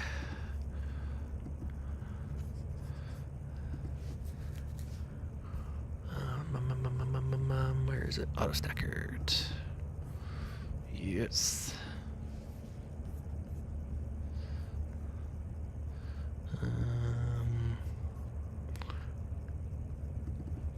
Auto stackered. This is a program. It's kind of old now, but it works really good. Actually, they did finally update it a little bit. This is specifically for working with lunar planetary data. Open. Oh, I hope I saved it as a seer and not as fits. That's how it is here. Yes, thank goodness. Alright, so this one's gonna go, I think, to desktop captures. Come on. Today, the moon. We're looking for sequences. There you go. Hey, nice. All right. I don't think we need to do that, do we?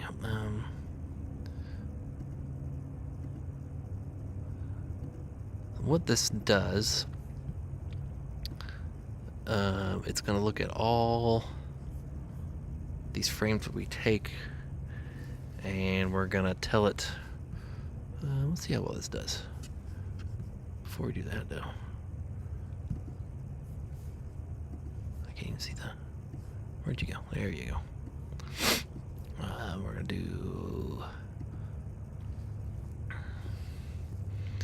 So it's gonna analyze and it's going to find which one's the sharpest, right? Because the atmosphere is moving so much. We only, need a couple really good sharp ones, and then we can stack those and bring out details.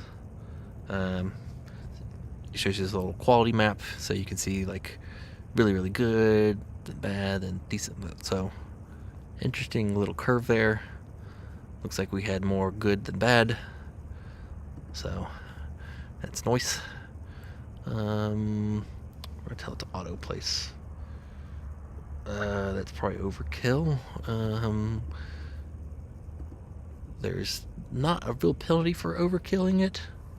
Other than it takes longer, and you're probably not gonna really get any extra quality out of it. I think that'll be good though. Do we want a normalized stack? I mean, it should be already kind of normalized. Do we want to drizzle? I don't think we need to drizzle this. I don't know that we'll get much out of it. So I don't think we're oversampled or anything. Alright, I'm gonna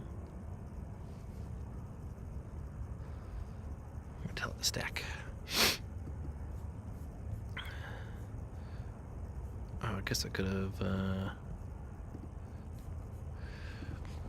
when it did the quality thing, actually it'll rearrange the frames, so you can also go look and look at your best ones versus the worst ones. It's kind of interesting. But yeah, instead of just stacking just the best, it would also start to compare the features. So maybe on one frame it's overall the best, but on another frame a certain crater or feature that those little alignment points picked up, is sharper, right? So it'll use that instead of so using kind of the best bits of all the best images. Basically lets us kind of do a super high resolution image.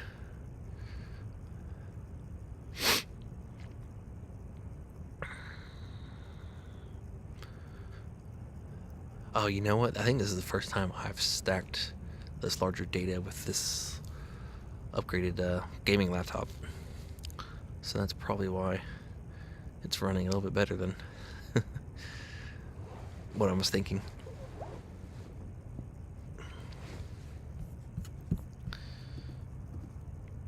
Let's see. Ooh, we had 5 views on. 2 likes and 5 views. Thanks, guys. The preview it shows me for YouTube is like behind though. Let's see, what's the time?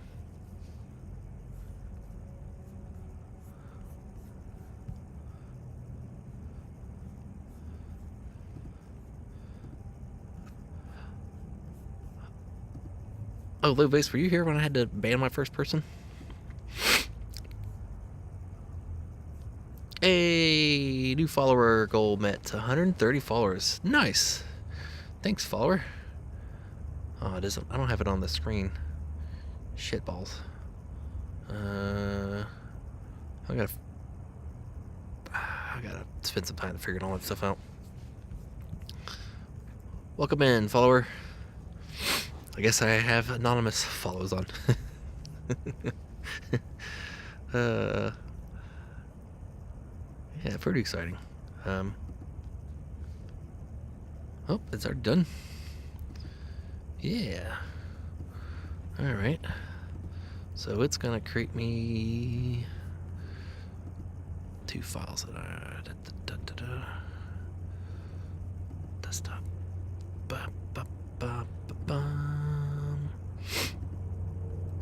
Moon. So yeah, this is auto stacker percentage 1, and this is 2%. Oh, got a plane. No, I think it's gonna curve. Yep, it's curving.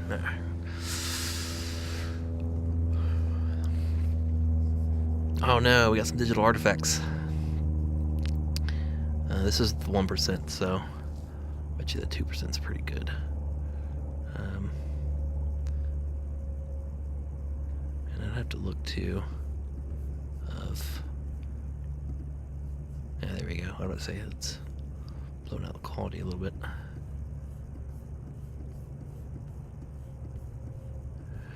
So yeah, we could take this data and then bring it into. You can even bring it to Photoshop and start to, like, you know.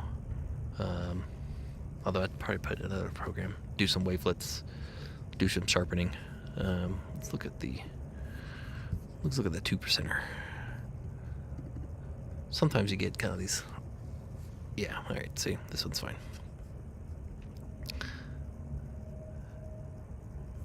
So, I think, can we pair? Let's compare. 'Cause I think. Clear this. Let's choose. Let's look at our moon data. Or actually, did I close this? Here we go, clear.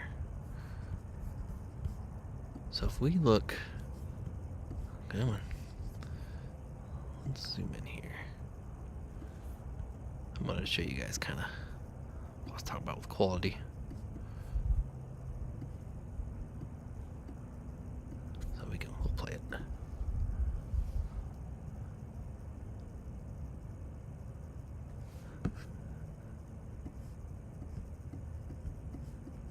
Here, let's get to the bad. Let's get to the baddest one.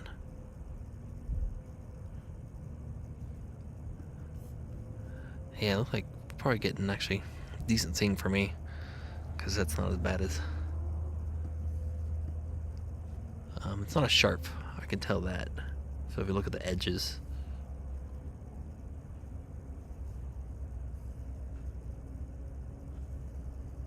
And some of the craters.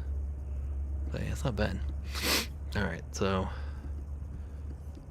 we can close this. So we got our stacked data. We'll just. Oh no, that's well, no, that's not what I would look at.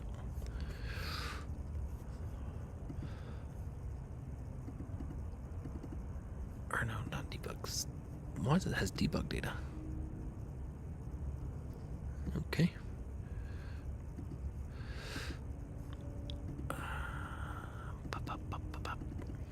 Moon.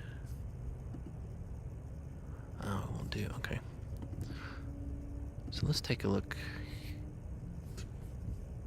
And that is not. That's not what it is.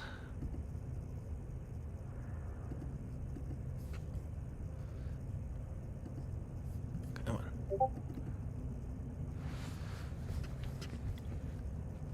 Is it really gonna be that?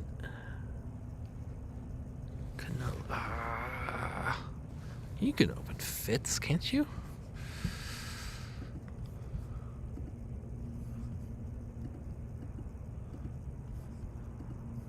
Surely you can.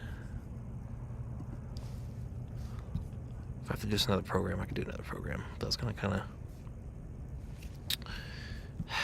piss on you. Actually, is it tools?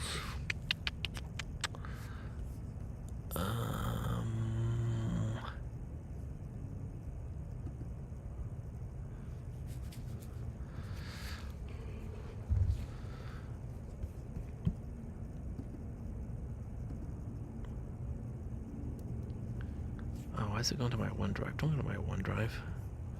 Don't do that.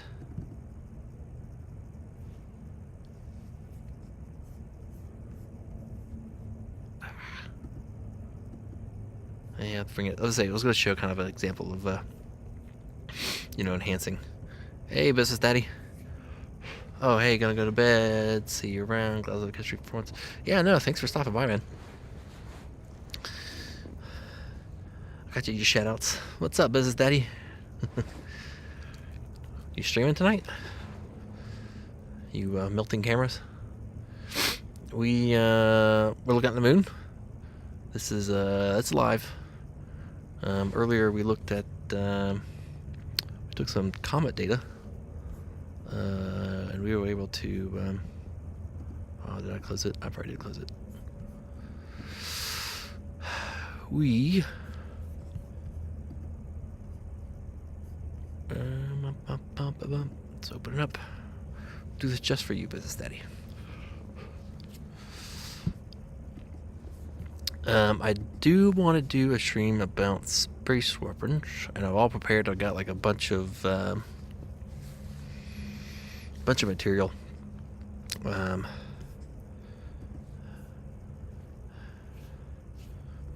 I might say that for another stream.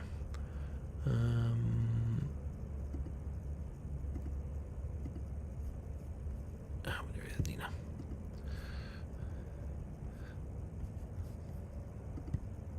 Pons-Brook. Light all images here. Live stack. That's fine. Roll through. Alright, we're gonna let it build up this data. Just for you, Business Daddy. Sleepy burnt out cooking time soon. Nice. Sleepy cooking sounds like a recipe for disaster. And I didn't do that on purpose, but I think the point still stands. There we go. That's a little bit more, So yeah, you can see there's a beautiful comet. We got enough data on. There's a tail there we'll be able to pull out. You could tell where the sun was. It's a pretty big gradient there. The tail's pointing away. Once I stack the data instead of on the stars like it is right now, there is a comet, a line on a comet. Let's try that. Well, here, we'll let this finish. This is fun. We'll let this finish, and then we'll try to do the line of comet in this program. Because I haven't used it, but I'd be curious to see how well it works. But yeah, I do want to do. I don't know if you guys caught it on the news. There's a little hoopla about a national security threat from Russia, from space, and nukes. And there's a lot of people don't want to talk about it. But I do. So,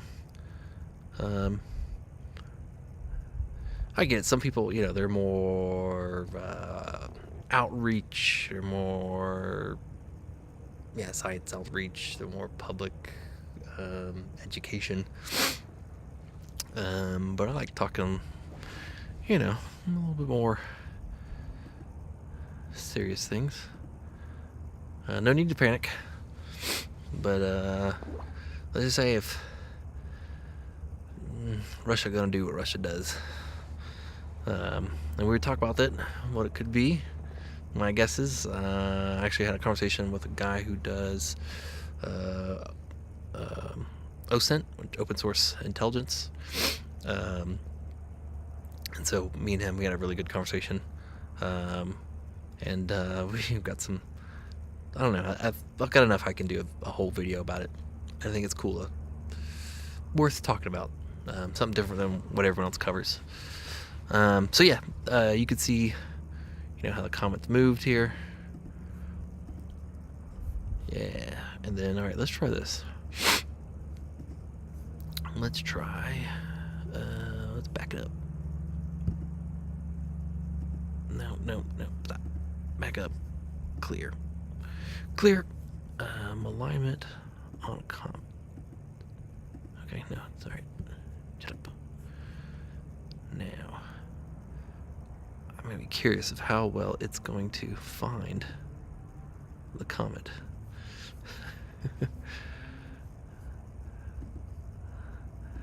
guess it knows it's going to have to ignore.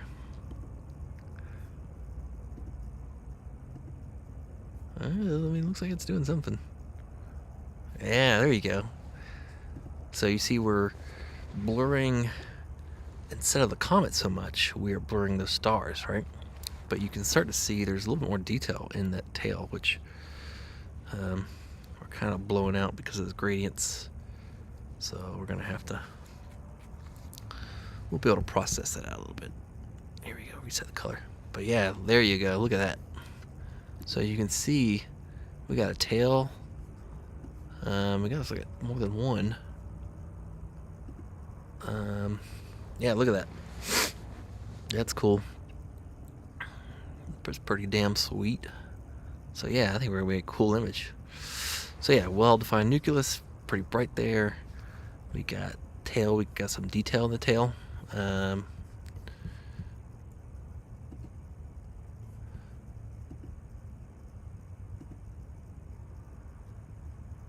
So we'll definitely be able to make a nice image out of that. They can also get sometimes anti-tails, which is like what? It basically just means sometimes the angle it's coming at another tail will kind of form, and from our view it looks like it's like coming out kind of ahead of it. We'll call it an anti-tail. Let's see, we can adjust the well here. That's from so yeah, hopefully you guys can see that pretty well.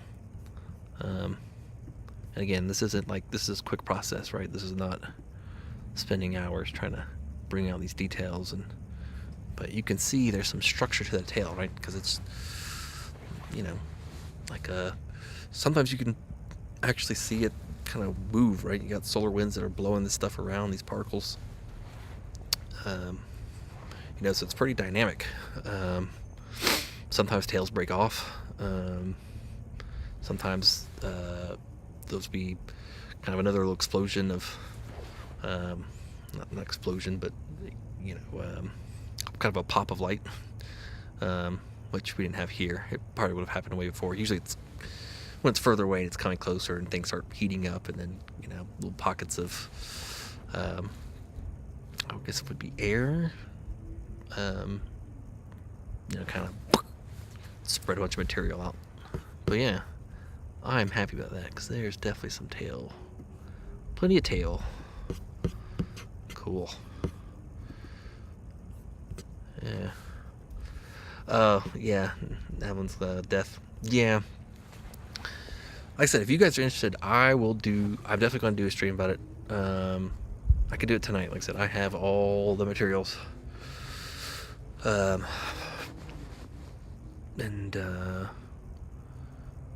I think it's, you know, I think, I get it. I think sometimes the people in the science field, this is a good thing, but they kind of want to be optimistic about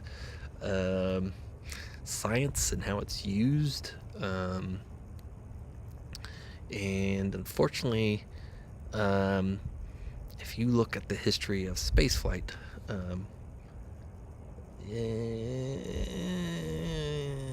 there's reason to be optimistic, but there also is reason to, I think, talk about sort of the darker side of things.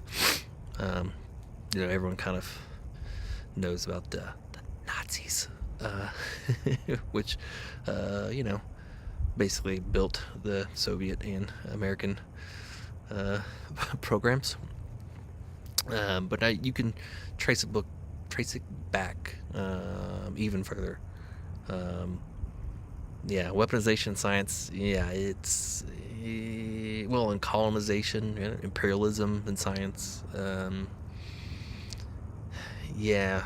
So again, I understand why certain organizations of people, like, they kind of want to shy away from talking about that. They'll do rumors about cosmology, or, you know, and every once in a while they'll get into something, you know, existential. But I think it's worth being educated on. I don't know, I find it interesting to talk about. Not in a necessarily alarmist way. Like, you know, I don't think Russia poses a direct, huge threat. My guess, honestly, is this is a kind of a deterrence thing. This is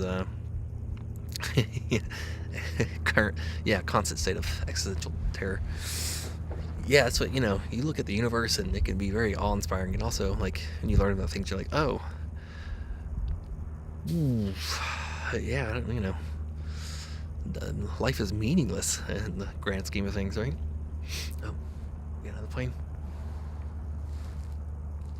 I keep hoping we get a transit. So yeah, I actually have a book I thought about covering once, and maybe there's a British author. He's done a few books kind of on interesting things. Like, he's got one book, it's all about secret radio transmitters around the world, and it's kind of cool. But he did one kind of drawing a narrative string between not just Operation Paperclip, but kind of like going further back. One of the things he points out, a fact, is that pale blue dot in a mode of cosmic dust. Yeah.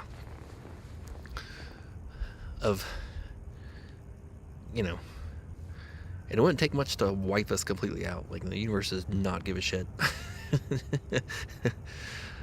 We're lucky that, how many times Jupiter's probably saved our asses. Or, wandering black hole, or a local supernova that, blows us to bits. But yeah, so the kind of example he talked about is like, blueprints, right? Blueprints, engineering of blueprints. He's like, you know what? I know how they make blueprints. It's cyan. Like, what else? Cyanide. Cyanide. You know what the Nazis used? Cyanide. So, again, it's mostly around, kind of the V2 program. He went to a bunch of like sites and different test sites. Did some photography. He did old school, like cyanide photography, like prints. But yeah, it's a cool book. I thought about reaching out to him and be like, hey, maybe do an interview. Even today, like, there's, if you read between the lines, and even some of, in the U.S., some of the stuff that's said, there's a security component, right? There's a defense component. There's a, when they talk about moon economy, if you pay attention, there are little hints of, and we need to protect that lunar economy and protect that access to space. So yeah. All right. So we got enough on that for a second. We got our cool, beautiful comet, and yeah, that is pretty beautiful. That's pretty cool. Yeah, nice thing. Like I said, this one only comes around every 71, 72 years, right? So this one, anyone tells you rare green comet, you feel free to do the push your glasses up and say actually, because most comets are green, and there's usually at least half a dozen up at any time. It's just they're not very bright, not like this guy. So yeah, when the media says like a rare green comet, like, astronomers and astronomers kind of have to roll their eyes a bit. Like, they're almost all green.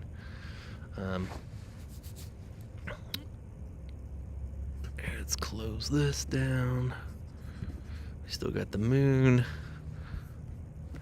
We got our moon data, which, actually, let me check this thing and see if it's significantly any better. I'll take another thing of moon data, but I don't know.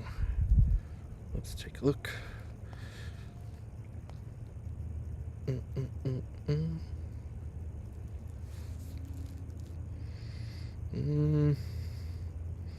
Actually shows it being worse now. Getting a little bit better a little bit later. So maybe we'll just let the scope run. And if it gets better, it gets better. If not, whatever. Well, that's one forecast. Let me check another forecast. That's another thing is, Forecast. No one hates forecasts or gripes about them and their inaccuracies more than astronomers and astrophotographers. So this one's saying it's getting worse. So yeah, here's some sources. So this is one app.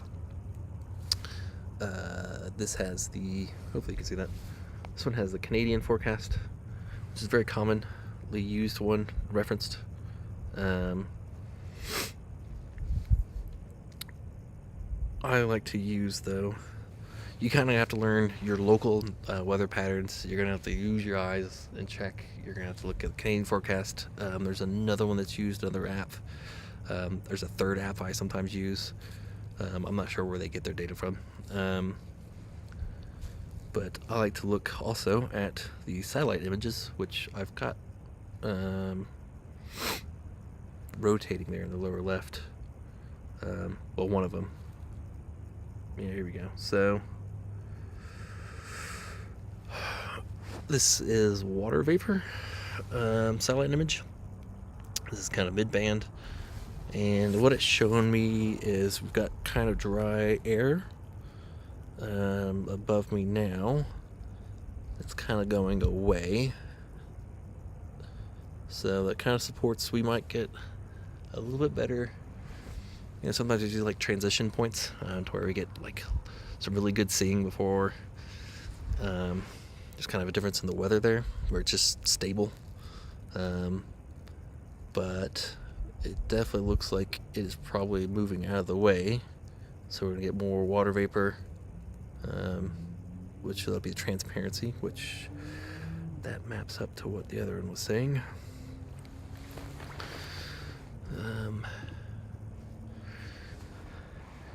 Yeah, the moon is definitely a gateway for things. It's also potentially a resource for things like fusion, which is why the Chinese are really interested in it. A while back, announced they found some minerals that would be useful for fusion. Now, do I really think that we're going to be in a place anytime soon to where it's going to make any sense to be going to the moon to mine stuff? No. But again, some of this is, you know, kind of strategic thinking, right? And keeping an eye on what other countries are doing on the other side of the moon. So, but yeah, we can do cool science too from the moon. I still have a hard time believing, this lunar economy. I think we're using the word economy kind of loose. Like, I think economy, like, is there gonna be a vending machine on the moon? Like, no, okay, there's probably not gonna be like Doritos vending machines on the moon. Like, an economy for science payloads and, yeah, sure. There will be some private companies making money. But yeah, I don't know that I quite call that lunar economy. Is there a lunar hotel? Not anytime soon. Not anytime soon, buddy. Unless we find something, I guess, if we, find the right things. Or, someone else does it. Alright, I'm going to move. I would show some more stuff, but the full moon is out, so I really can't image. It's not ideal. The moon is just so bright. It kind of just overpowers, the light kind of still diffuses through the, disperses through the atmosphere. So you can't see some of the really faint stuff, in particular wave bands. So usually we don't image around the moon, unless you do a mono camera and you focus on what's hydrogen alpha, which is really, really red. Because the moon and the light from the moon, interacting with the nitrogen, with the bluish. If you're imaging red, you don't have to worry so much about the blue. So, if you had a mono camera, you might just stay away and image other stuff. But I don't have a mono camera. Well, actually I do, but not for imaging. I don't have the filters for it, so I usually just stay away from the moon. Or else I could show some stuff. What I may do is I may take a break, and maybe we'll see. We'll see how you guys are feeling. Maybe can I do a poll? I'm 50-50 on going into space weapons tonight, or just calling it a night, warming up.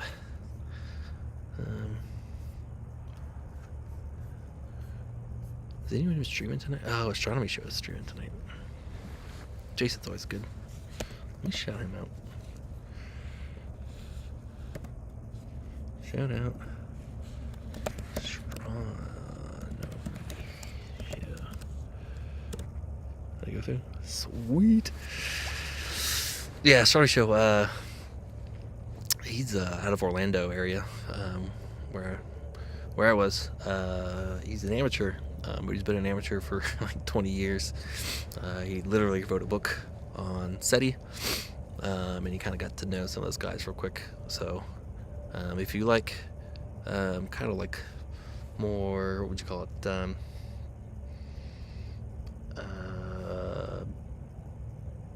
lecture on a subject, a deep dive, Astronomy Show, Jason, he's the way to go. Always learn a lot. I'm gonna warm up for a little bit here. It's getting cool. I don't have my nice Columbia moon shoes on, so my toesies are freezing. Let me make sure.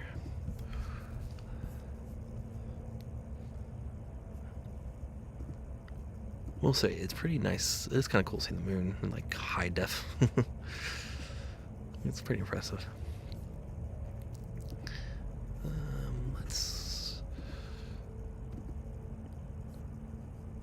I think we can delete this one. Yeah. Delete. I'm going to copy this data off of this machine.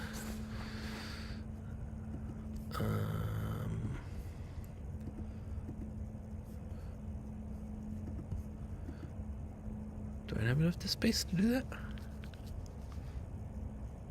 I guess so. Alright.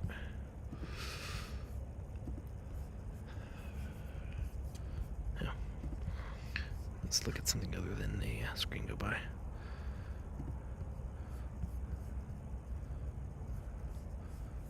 Hey, you see that guy cam's like blinded by the moon? Where is...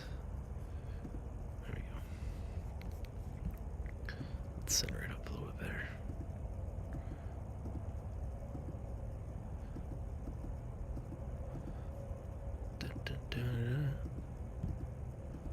Yeah, and thanks again, guys. Like I said, this was originally just to do a quick thing of the comment. I was going to image it anyway, and I figured I'd stream kind of earlier than I normally do.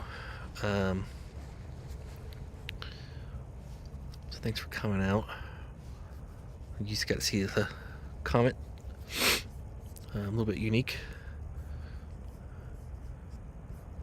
Do something a little different. Talk about the moon a little bit.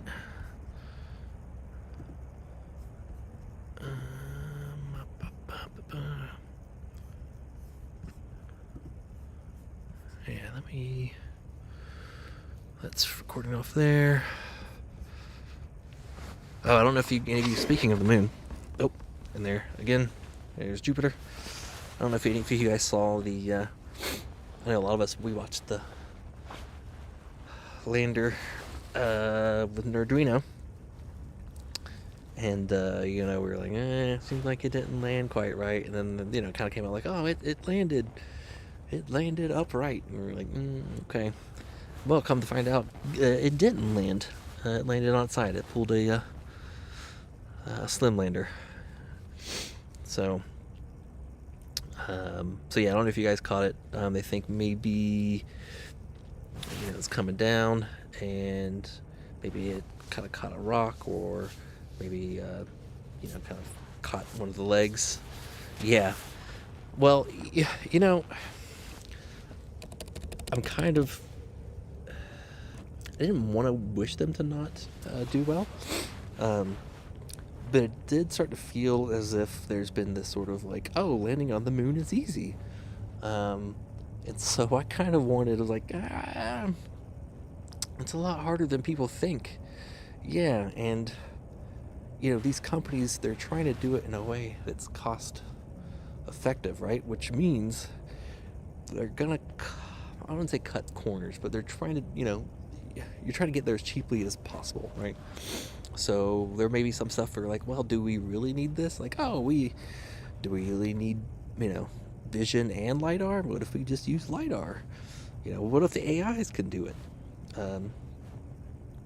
It's still kind of impressive if you think about it. Like, humans landed 60 years ago pretty well.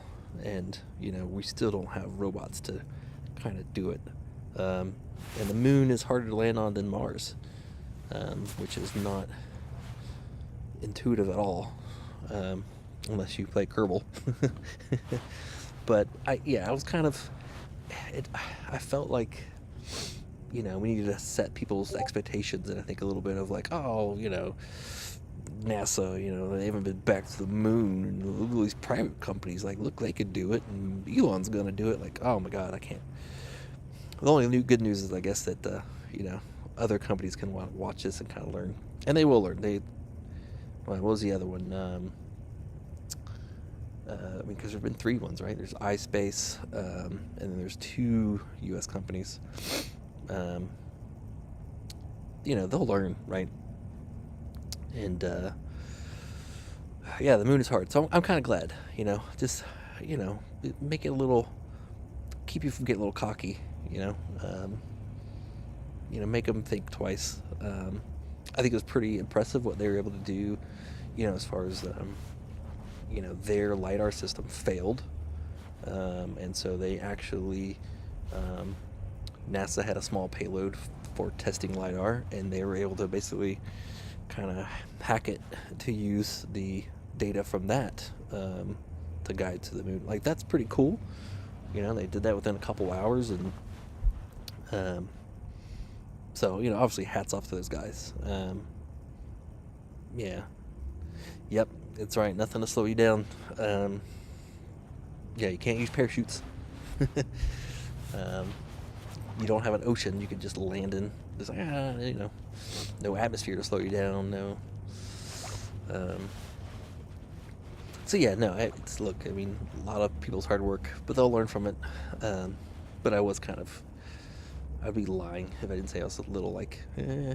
So actually, I've joked in. I was on Astro Connect, which let me shout him out. Because I saw he was going to stream the announcement. I saw they were going to announce, I think at 5 Eastern. A follow-up, because we hadn't seen photos. That's the other thing. What was the other company was really, really good with their communications. Who was that?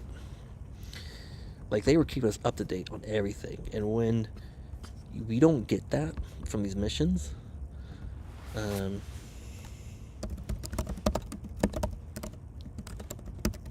is the one out of Philadelphia.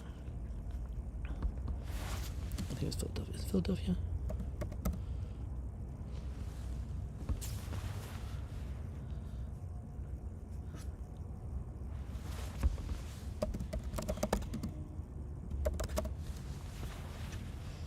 So this one was Odysseus from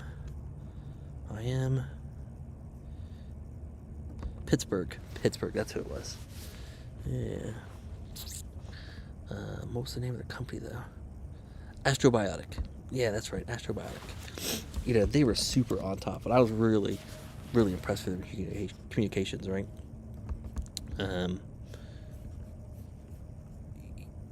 When it's like, we landed, we got a faint signal, and we made it, guys, and it's sort of like, there's no, like, we made it, trust us. And it's like, I don't know. So I do feel kind of vindicated of like, okay, like, we were watching it live, and it's like, something didn't go right, and then they're like, hey, we landed, and we're not really gonna say much more, and there's nothing like within an hour, saying like, oh yeah, it's fine, something happened. So yeah, they think probably kind of tipped over, and they think it's not a complete JAXA, but maybe it's kind of on its side, like kind of leaning on a rock or leaning on a what do you call it, a gradient on the moon, because it's laid like this with its legs kind of sticking out instead of like completely down and flat. So yeah, we land soft. Yeah, that's the other thing when they start saying like, oh, this first comes to land softly. I'm like, that's the thing, like when it was the Japanese mission, it felt like a little bit like, oh no, they didn't do it, and then like we do simply the same thing, like we did it. I don't know, guys. I don't think I think there's still room for someone to get it right. But I know that Astrobiotic, their next lunar lander, like it's pretty big compared to the one Griffin. Yeah, okay, Peregrine was the little one, and then Griffin's a lot bigger. And I think that one's also going this year. They still on their website have 2023 for Griffin. I don't think that's gonna happen, guys. What's it supposed to be going up? Here, let me share my screen so you guys see what I'm talking about.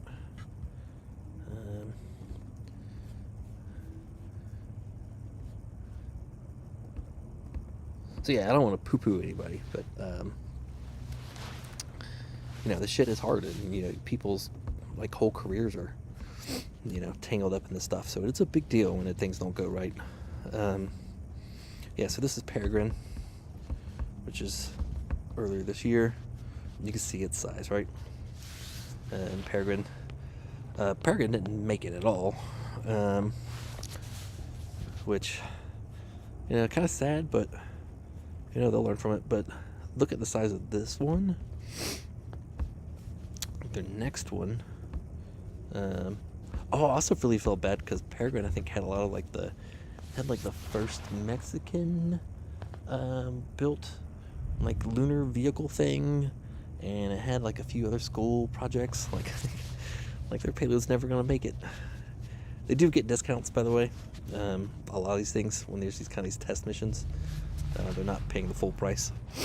So Peregrine went up on ULA, and that was a test launch, because ULA has to do that launch anyway. It has to do 2 successful launches in order to be certified for the DoD launches that it needs to do later this year. So you get a discount. Peregrine, Astrobiotic got a discount to run up on the ULA the first time, right? Because there's a decent chance it might explode. So you get a little bit of discount. So yeah, look how much bigger this thing is, right? So yeah, I think their next one's probably got a good chance of, you're going to take what you've learned. You've probably got enough time to put in some redundancies, think about things. Yeah, but look how big that guy is versus how big was the good.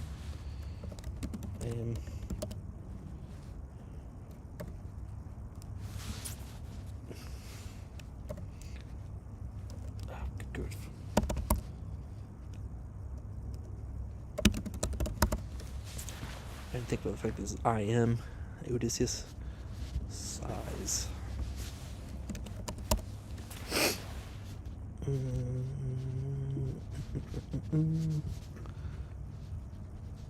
Images.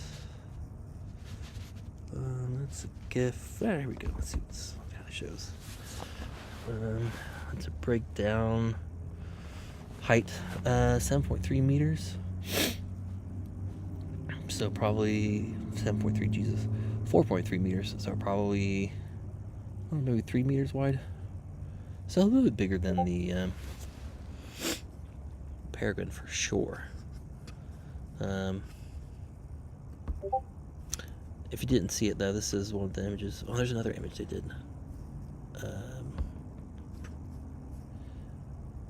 This is a pretty good photo. I think there might have been another one too. That's the other interesting thing is they talked about so it has this Eagle Cam thing, which is reject all, fuck off. any of these things like should be like default. Like I want to see HD. Like I click on this, I want HD. So yeah, what I was supposed to do, this Eagle Cam was supposed to kind of shoot out before it landed and kind of step back and then take images of it landing. I guess they decided not to launch it to save power. I don't know if that's partly from just concerns of, they already had the one issue and they kind of delayed the landing, and maybe power was an issue or concern. That was another thing of that's why we didn't get much information out, because they did not choose to send it out. But it's landed. It looks like it's probably landed on. See his backside? Oh, that's kind of cool. So that backside that's all black, that would be facing away from the sun. The light part and the solar panels that would be facing towards the sun. It looks like it's kind of on its back there, so I think they can still shoot out potentially the Eagle Cam. I'm sure if I just search for new ones, there was another one. This one's already corrected, maybe. One day ago. Nah, there's no more reason. Here we go. It's like that. It's like a Beastie Boys. Or someone said skateboard, fisheye camera video. So yeah, they're gonna try to shoot that thing out and see if they land it. I guess if it's there, you might as well do what you can. So that'll be interesting to see. Yeet it out. Embry Riddle Cam. I did show that out, didn't I? Oh, I forgot to do Tom's.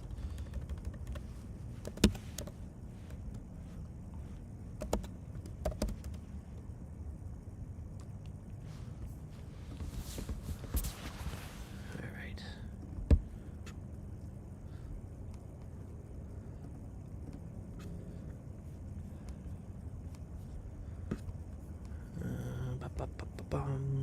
Turn this off. Actually, just wanted to check Hawaii real quick. This is that live feed they do.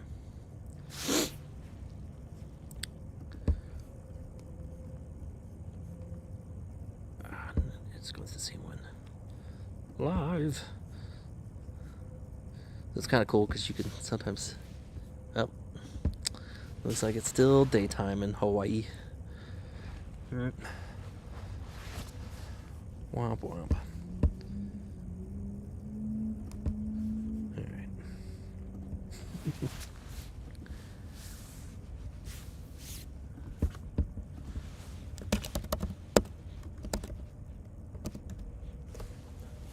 Actually, you know what I'm probably going to do?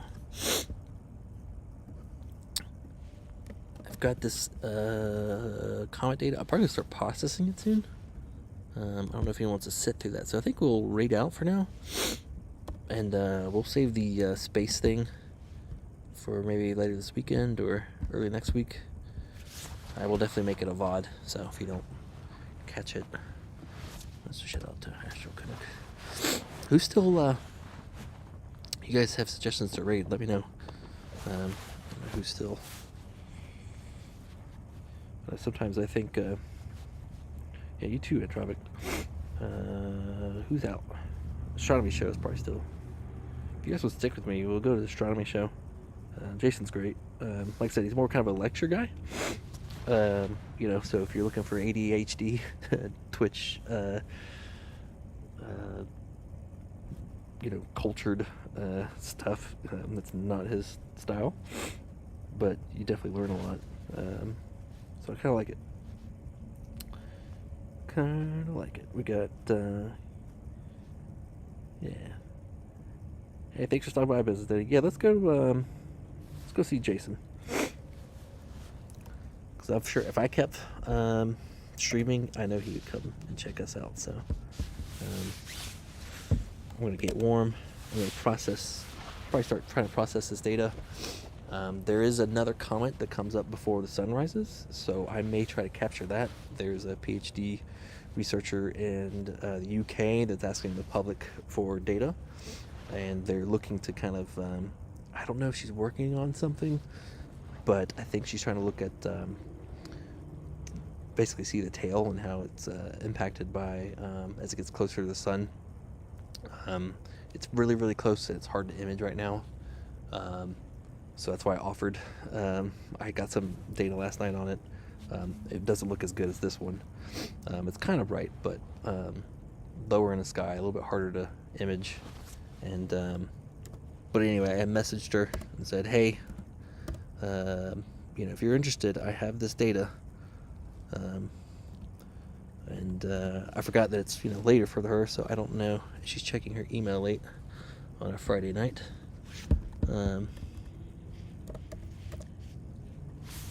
But it'll be kind of cool if I can contribute some data. I mean, part of that is just honestly, there's more amateurs, and we can much more quickly kind of, if something happens, we can all turn our telescopes to that object. And that includes, actually, there's an alert for detection of supernovas nearby. If that happens, there's actually a list. I'm on it. They will actually send out and say, hey, amateurs, this is where we think there might be something. Like, go image it now, because we can get to it faster, more data points than the professional astronomers can, right? Because their time is already scheduled out. They may have weather issues, right? There's more of us, so we can kind of quickly get that early data that may be really, really important. So I think that's one thing I do like about astronomy is we're still able to contribute as citizen scientists, right? But maybe paleontology is probably maybe another field that you could still, a lot of amateurs contribute to. So yeah, but anyways, thanks for stopping by, guys. We're gonna raid Astronomy Show. His name's Jason. He's in Orlando. I'm not sure what he's on tonight, but if you have any questions about anything, like I said, he knew the SETI guys for a while. He wrote a book on it. He's transformed, how I view SETI and the search for extraterrestrial life. Actually, I want to do a stream on that on my own. But yeah, I hope you guys all have a good weekend. Come by some other time. Oh, you know what? I gotta play out. Hold on. There we go.